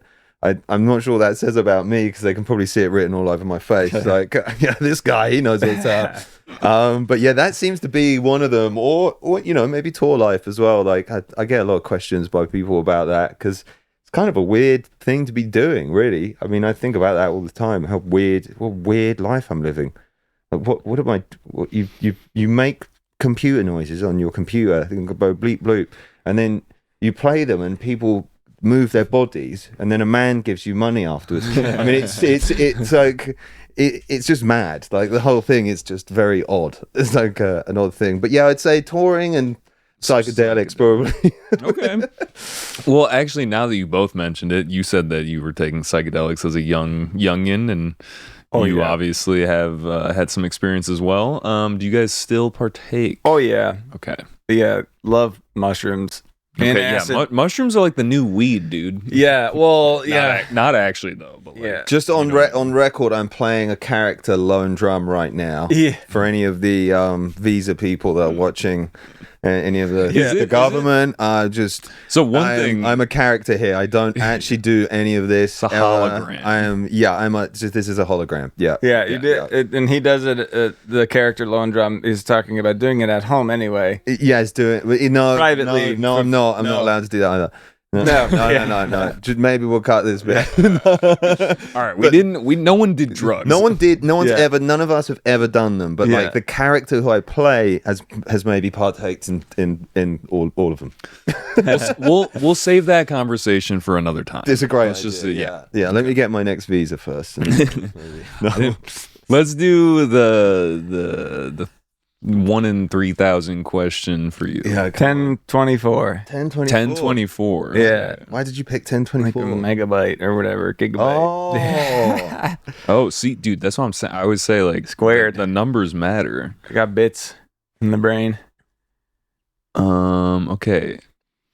Some of these kind of go deep. 1024. Have you ever shamed anyone, and if so, what for? Oh my god. Yeah, I'm like trying not to do that, like as a tactic to like get people riled up. Granted, shame. Plenty of people will experience shame and guilt perfectly well on their own without even trying to like invoke that or to provoke that out of them. But yeah, I mean. I don't know. Yeah, like my dad or something for like, like trans people or immigrants or something, or like maybe like a friend for like I don't know, like justifying like things that I think are stupid. Yeah, is it public or is it private? Because I feel like that's a huge difference. Like being publicly shamed is a whole different bag of worms. I mean, I've definitely engaged in like publicly shaming strangers on the internet and stuff, but like never like a friend or a peer. And like maybe someone on the scene who like reveals themselves to be a dumbass, or just like someone who doesn't use their brain, or somebody who's just like ignorant and just like spreading like dangerous like rhetoric that like doesn't serve them or anybody or whatever. But yeah, I especially if it's like a friend or somebody I care about, I would really, really, really prefer if they like, didn't like hold like certain like positions on like certain issues or whatever. But like, I'm not gonna, I'm not gonna shame them publicly. Certainly not, unless I were like backed into a corner one day where like, if somebody like, I'm not gonna shame someone like, but I have pictured this like scenario where like, what if one of my friends like says some dumb shit and I literally just cannot defend them in any public capacity? It is also a reflection of yourself because you're there with them. I'd be like, sorry, I can't defend you, and two, if I'm asked about it, I'm gonna have to be like, hey, I think that was fucking stupid. But yeah. So that's like that's like one of those things where you I don't know, like fantasize about like a scenario happening and like what you would do in it. It's like something you thought about before. Oh yeah. Oh, for sure. Yeah. It could happen. No, big time. Yeah, and I'm not like afraid of the mob really, because I mean, I know what I've done, I know what I do, I know who I am, and I also feel like I'm able to like articulate where I'm at, and also like understanding like what went wrong and stuff like that. Like I think a lot of people's like apologies, like when they get canceled or whatever, or like quote unquote apologies, I feel like could go over well, like probably a lot of the time it could go a lot better than it does, but I think it just so happens that like so many of the apologies will be like, I'm sorry if this happened, or if like it'll just be very like half-ass or whatever. Well, dude, there's just this pile-on effect, and I feel like probably some people that work in like media, like a media consultant, would be like, well, you can't like look weak either. Yeah, you know what I mean? Because if you look weak, they're just gonna fucking roast you. But maybe it's better to just be like, I fucked up, I'm sorry, and then people are just like, you're a fucking idiot, and then you go away for 6 months, and then you come back, and then people are okay with it though, because you apologized in a sincere way, versus I kind of half apologized. Yeah. Well, because I don't know, if people aren't able to demonstrate that they even like understand like why people are upset, then I think that like, I'm sorry that you feel that way. You ever get that upset? Yeah. Like, but I think that that's like crucial. That's a bare minimum, and even then, depending on like what it is, like that they're in the hot seat for, like. Yeah, like some people, depending on what it is, don't deserve to have a career ever again. Probably, like it probably shouldn't. But I also think that like we need to have like room for like nuance and like not basically like enact some sort of like social justice that is like not unlike like the prison system, where there's like basically no room for rehabilitation whatsoever. No redemption. Like, I think that we need room for that on like a case by case basis, and I think like probably more often than not, like assuming that like the person that we're talking about isn't just like a completely despicable human. Right. Yeah. I like to hold some room for nuance. It's something I struggle with. I think a lot of people probably struggle with it. I think that we're often looking for like easy answers and stuff. That's the name of the EP, is going to be 1,000 Answers, actually, because it's like this one activist I follow.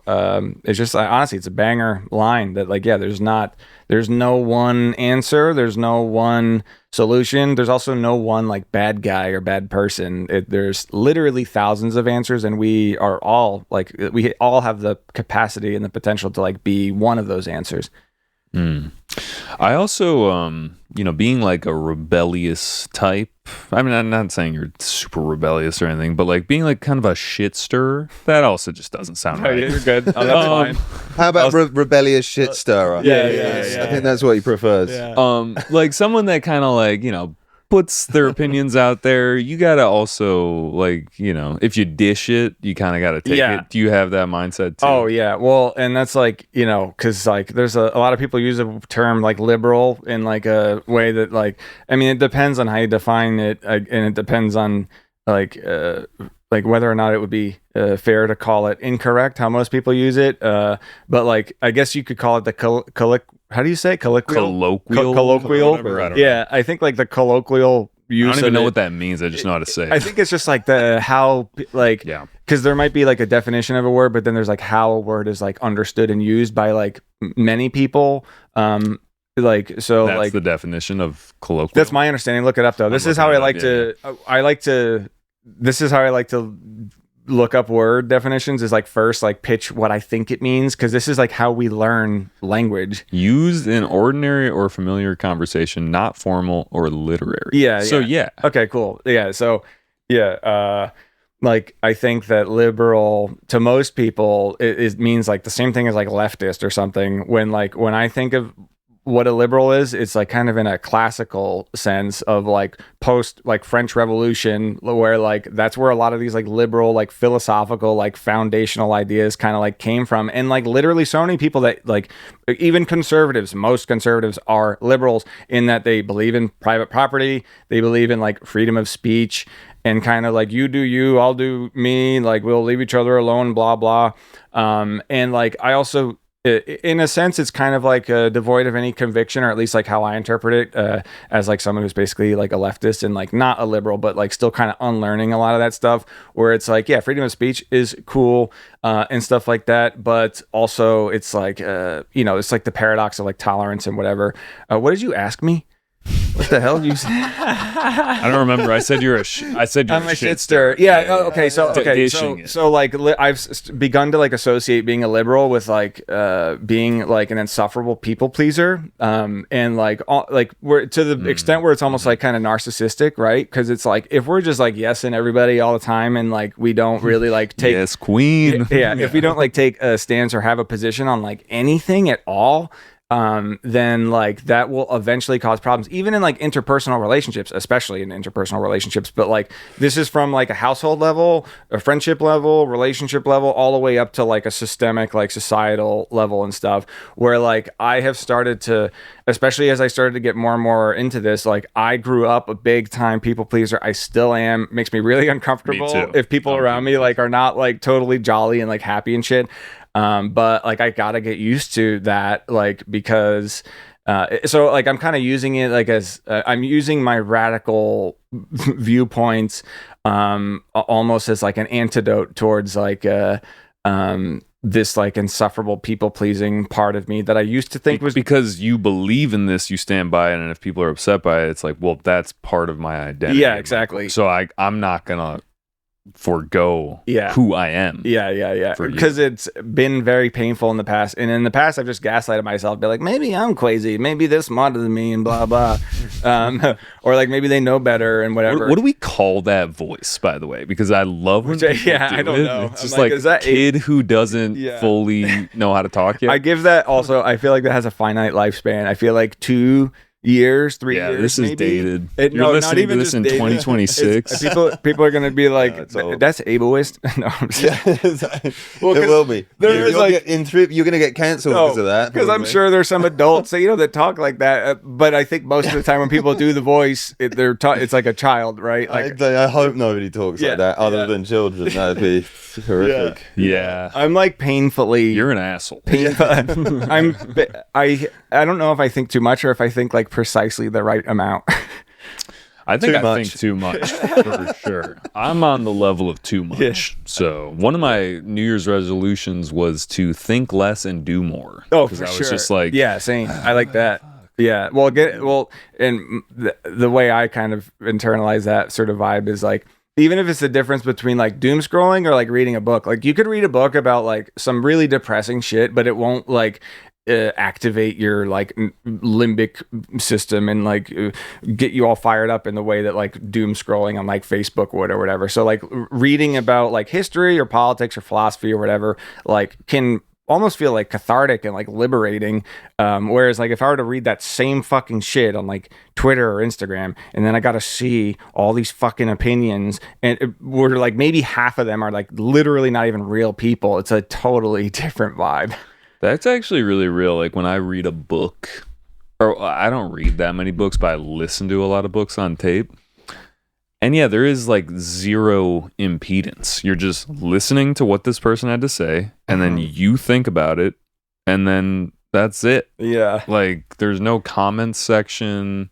It's just what it is. And honestly, to write a book also takes a lot of time and energy and also revisions. So it's not like they just first draft that shit and put it out. I mean, generally, I'd say, but it's a different thing. I also believe in long form content as a podcaster. I think that there is something to be learned there, and the clips are fun. But like, are you gonna learn something profound and life changing from a clip? You might, maybe it might plant the seed. You could. It could. You could. No, and see, I'm conflicted here. It's like normally it will put me on to something that I'm like, oh, what? I gotta look into. I gotta deep dive this. Yeah, for sure. But that's that's kind of the same. If it's this thing that sparks it off, that's the real like thing that you need. Because like you could read a bunch of shit, but if you're not interested in it, it doesn't matter. Once you get the spark and you can go deep on it, man. Like I take it. I take the clip. I'll give the clip the credit. The clip's for sure. not bad, guys. Yeah, I'll give it. Give it some credit, dude. It's capitalism. I make hella clips, like dude. Everything's I don't even produce music anymore. I just make clips. Just make clips. Even in like movies, like the cuts have gotten like quicker and quicker over the years. Where it's like if you watch a Michael Bay movie, there'll be like a cut every like 0.4 seconds or something like that. Dude. But it's because the economy of like attention and stuff. It's like it's same with music as well. Like I remember like 3.5 minutes, you'd be like, damn, that's a short track. Now it's like 2 minutes. That's done. 158, close enough. Too much. Yeah. And that's even too long. I mean, some people are like, even like Mike's daughter, she was like asking her about like what music she listened to, and she's pulling up like 10-second tracks. No. Like TikTok like tracks. Oh. She's like, I like this, and it's 20 seconds long, and I'm like, what? That's the whole track? So like the tension spans disappeared for sure. Yeah. No, for sure. It's or someone will like take that 10 seconds and be like 10 hours of this loop, and it's like a study track, and you're like, wait, that seems like too much. The worst thing is they're making way more money than all of us put together. I mean, shit, like 10-second TikTok track. Well, like, because part of it is like, I feel like we're almost like coping when we like rationalize like, maybe it's not all that bad. It's like, well, that's just because I think we're all like acknowledging that that's like the world that we live in currently. Where it's like, in order to like stay competitive and like be in people's feeds and stuff, then like we gotta like play that game, so to speak, or whatever. I didn't know this until more recently that like there's like plenty of like cultures and languages where like there's not even a separate word for like propaganda and advertising. It'll just be propaganda. And like here in the United States, it's like pretty uniquely like the distinction is pretty unique, and like whenever we use the term propaganda, it has a negative connotation, and it's usually about other countries that like we want to demonize because it like suits like those narratives, demonizing other countries like suits the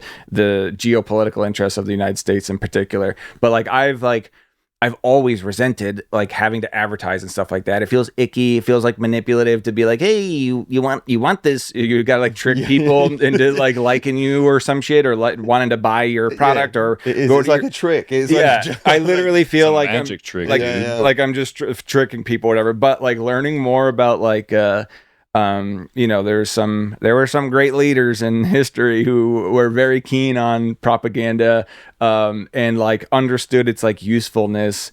And I'm really, really interested from like that angle. I think it could be pretty like tongue in cheek to kind of literally embrace propaganda in a way that is just like, yeah, like there's a term called agitprop, and it means agitation propaganda. And the agitation part is basically like in person being like, hey, do you like your job? How much you get paid? Do you like your boss? How much you pay for rent? Like, what about that shit? And the propaganda part is more like the newspapers, but like obviously nowadays it's like social media, Instagram posts or whatever.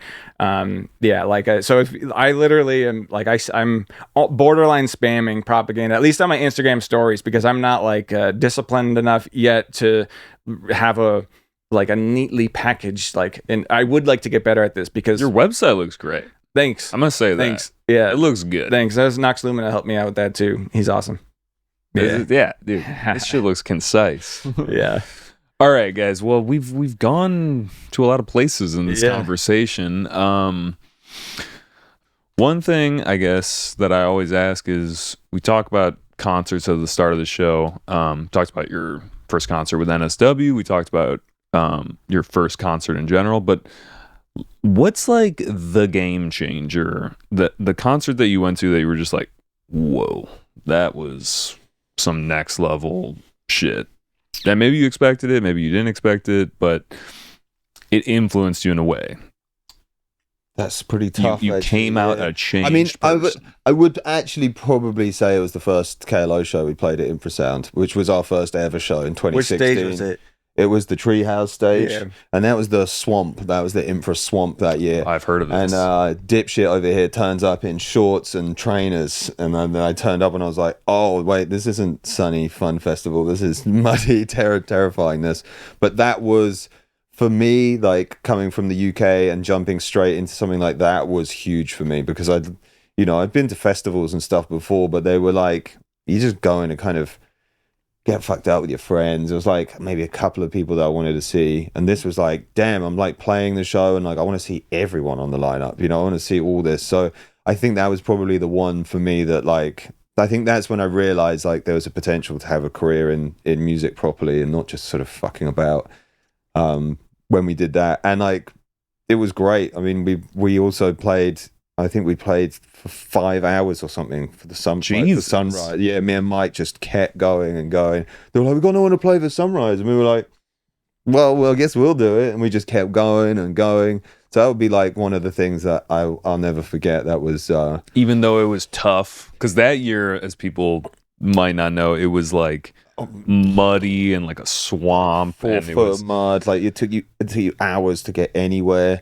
I mean, like I was tiptoeing around in my trainers, and then one time my foot went like to my knee in mud, and I was like, I've got 2 options here. I either like leave, or I just got to indulge it. So I just put the other foot all the way in the mud as well, and I was just like, right, now I don't have to worry about the shoes. I can just like get on with it. I actually made some boots out of cardboard. It was kind of wild. Me and Mike stayed in the back of a van because that was the only place we really had to kind of hide from the weather.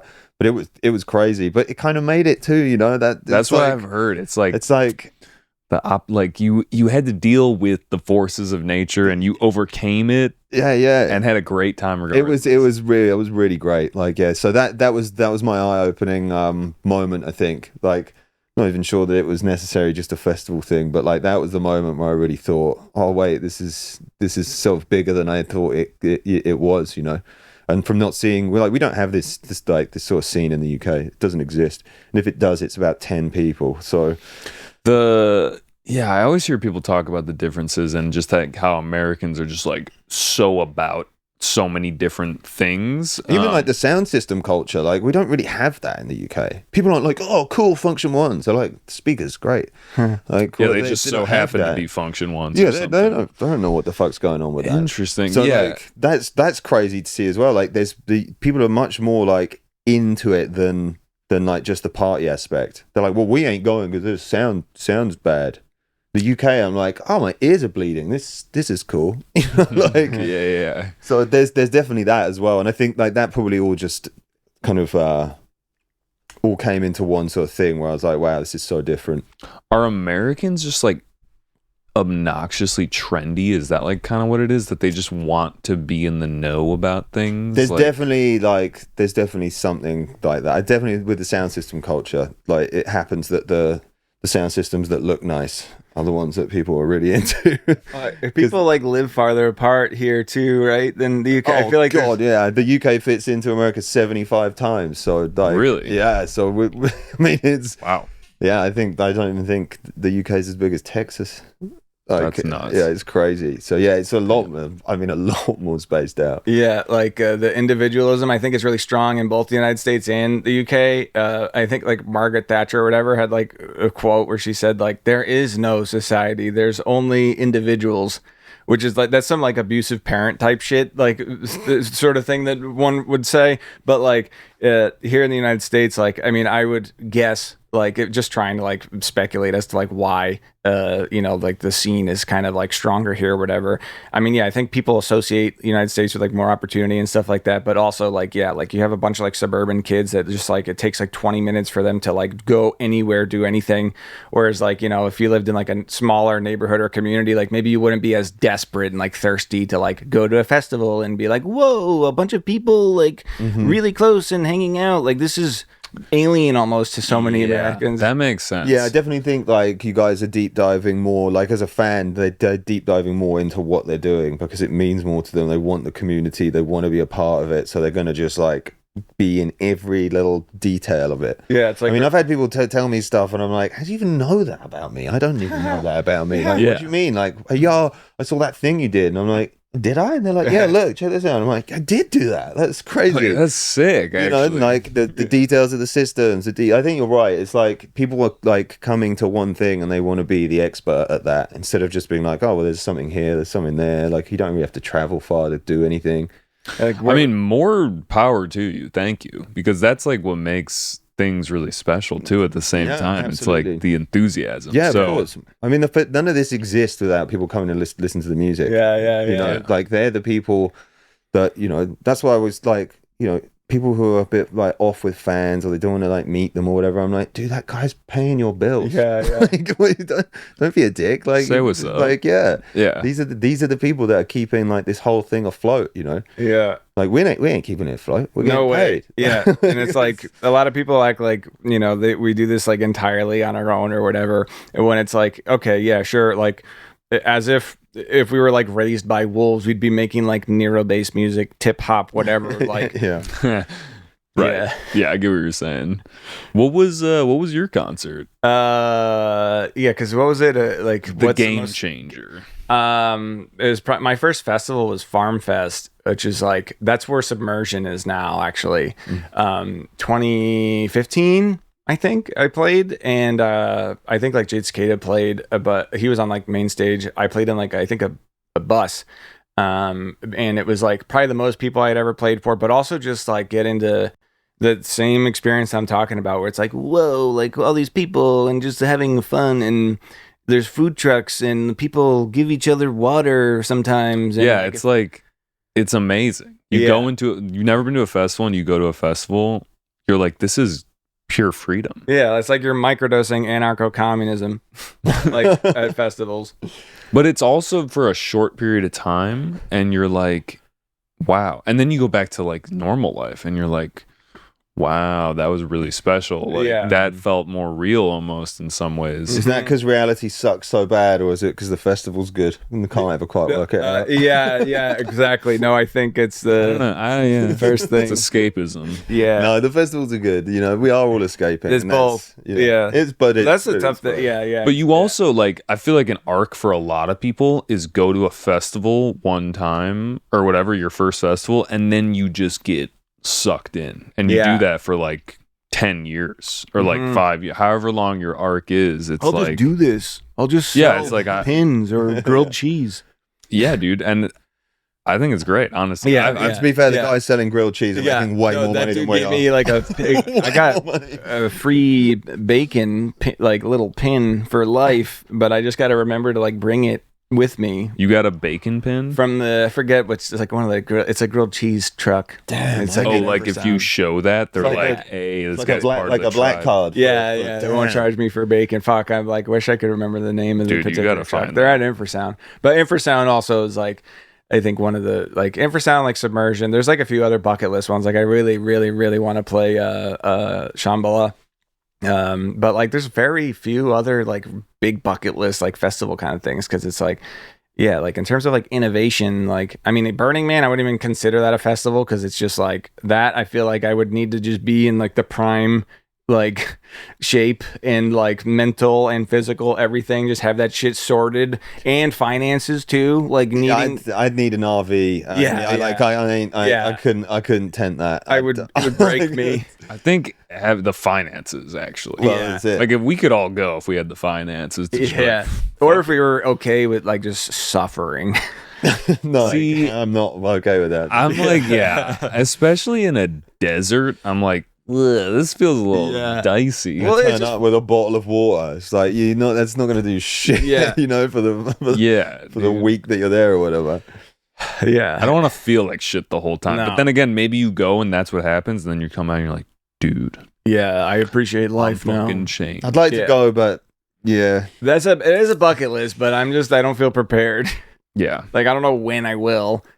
I feel like also on the other side of it, like if you were just completely insulated from the struggle of it might not be the same thing either. Like it's supposed to be hard. I think so. Yeah, I mean, I think it is very interesting that it has to be in the desert, like that, in like the most inhospitable to any life, nearly like most life. Like there's just got to be there. Yeah, that's interesting. But I would prefer to like. I don't like when my fight or flight instincts kick in, like or like.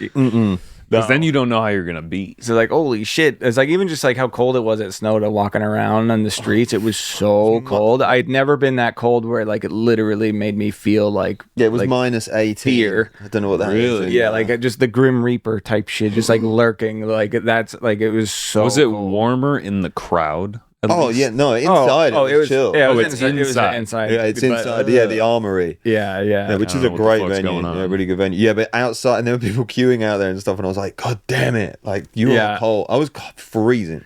I was like, I mean, it was. That's a level of cold when you need like layers upon layers. I mean, to be fair, it's pretty bad here. I was pretty cold. It's bad here. No, but like Minneapolis was on another level. I've never been that cold. No, that was like, I was scared. I was like, oh my God. Yeah, brutal. Nothing like being a little scared. I mean, yeah, I get scared pretty regularly. I was going to bring it back to some kind of psychedelic thing, but we're not going to go there. We're not going to go there. Whenever I smoke weed, I get scared. Yeah, me too, actually. Yeah. It's like kind of good sometimes. I'm like, ugh. Yeah. Wake up the next morning, I'm like, good thing that I'm not paranoid like that. Yeah. Normally. I've never smoked weed, but if I had, I could sometimes get a bit paranoid in the supermarket. I'm like, there's a lot of people in here. Yeah. Maybe I should have smoked afterwards, not before. Dude, I used to be way more.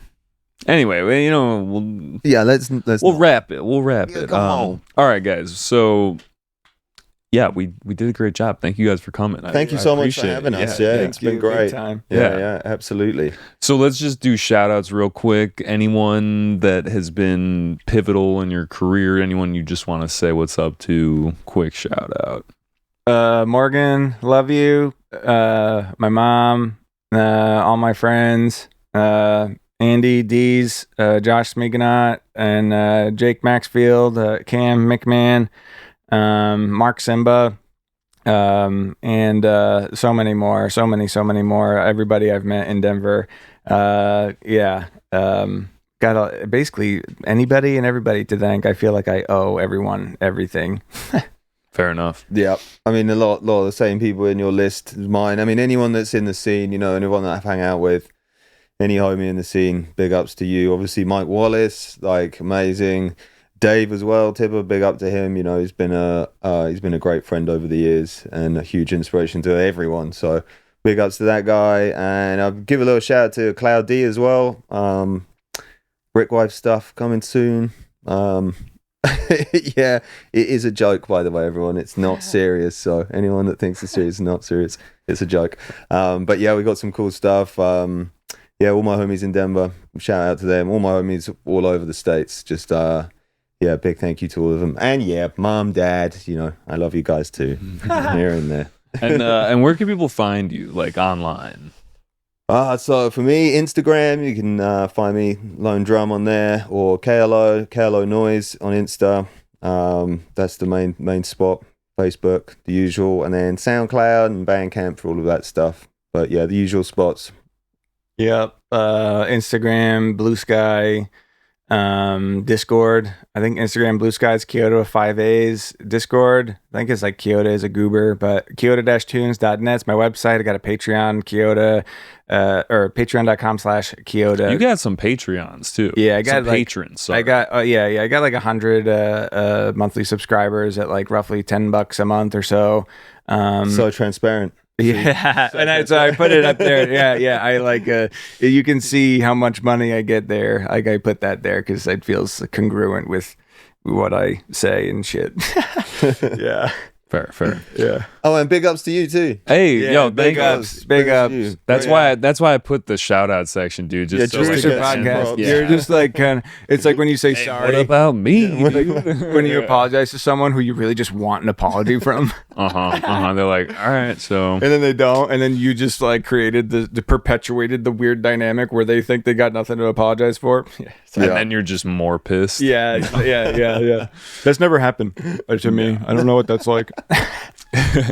All right, guys. Well, if you made it this far, we appreciate you listening, and yeah, we'll catch you next time.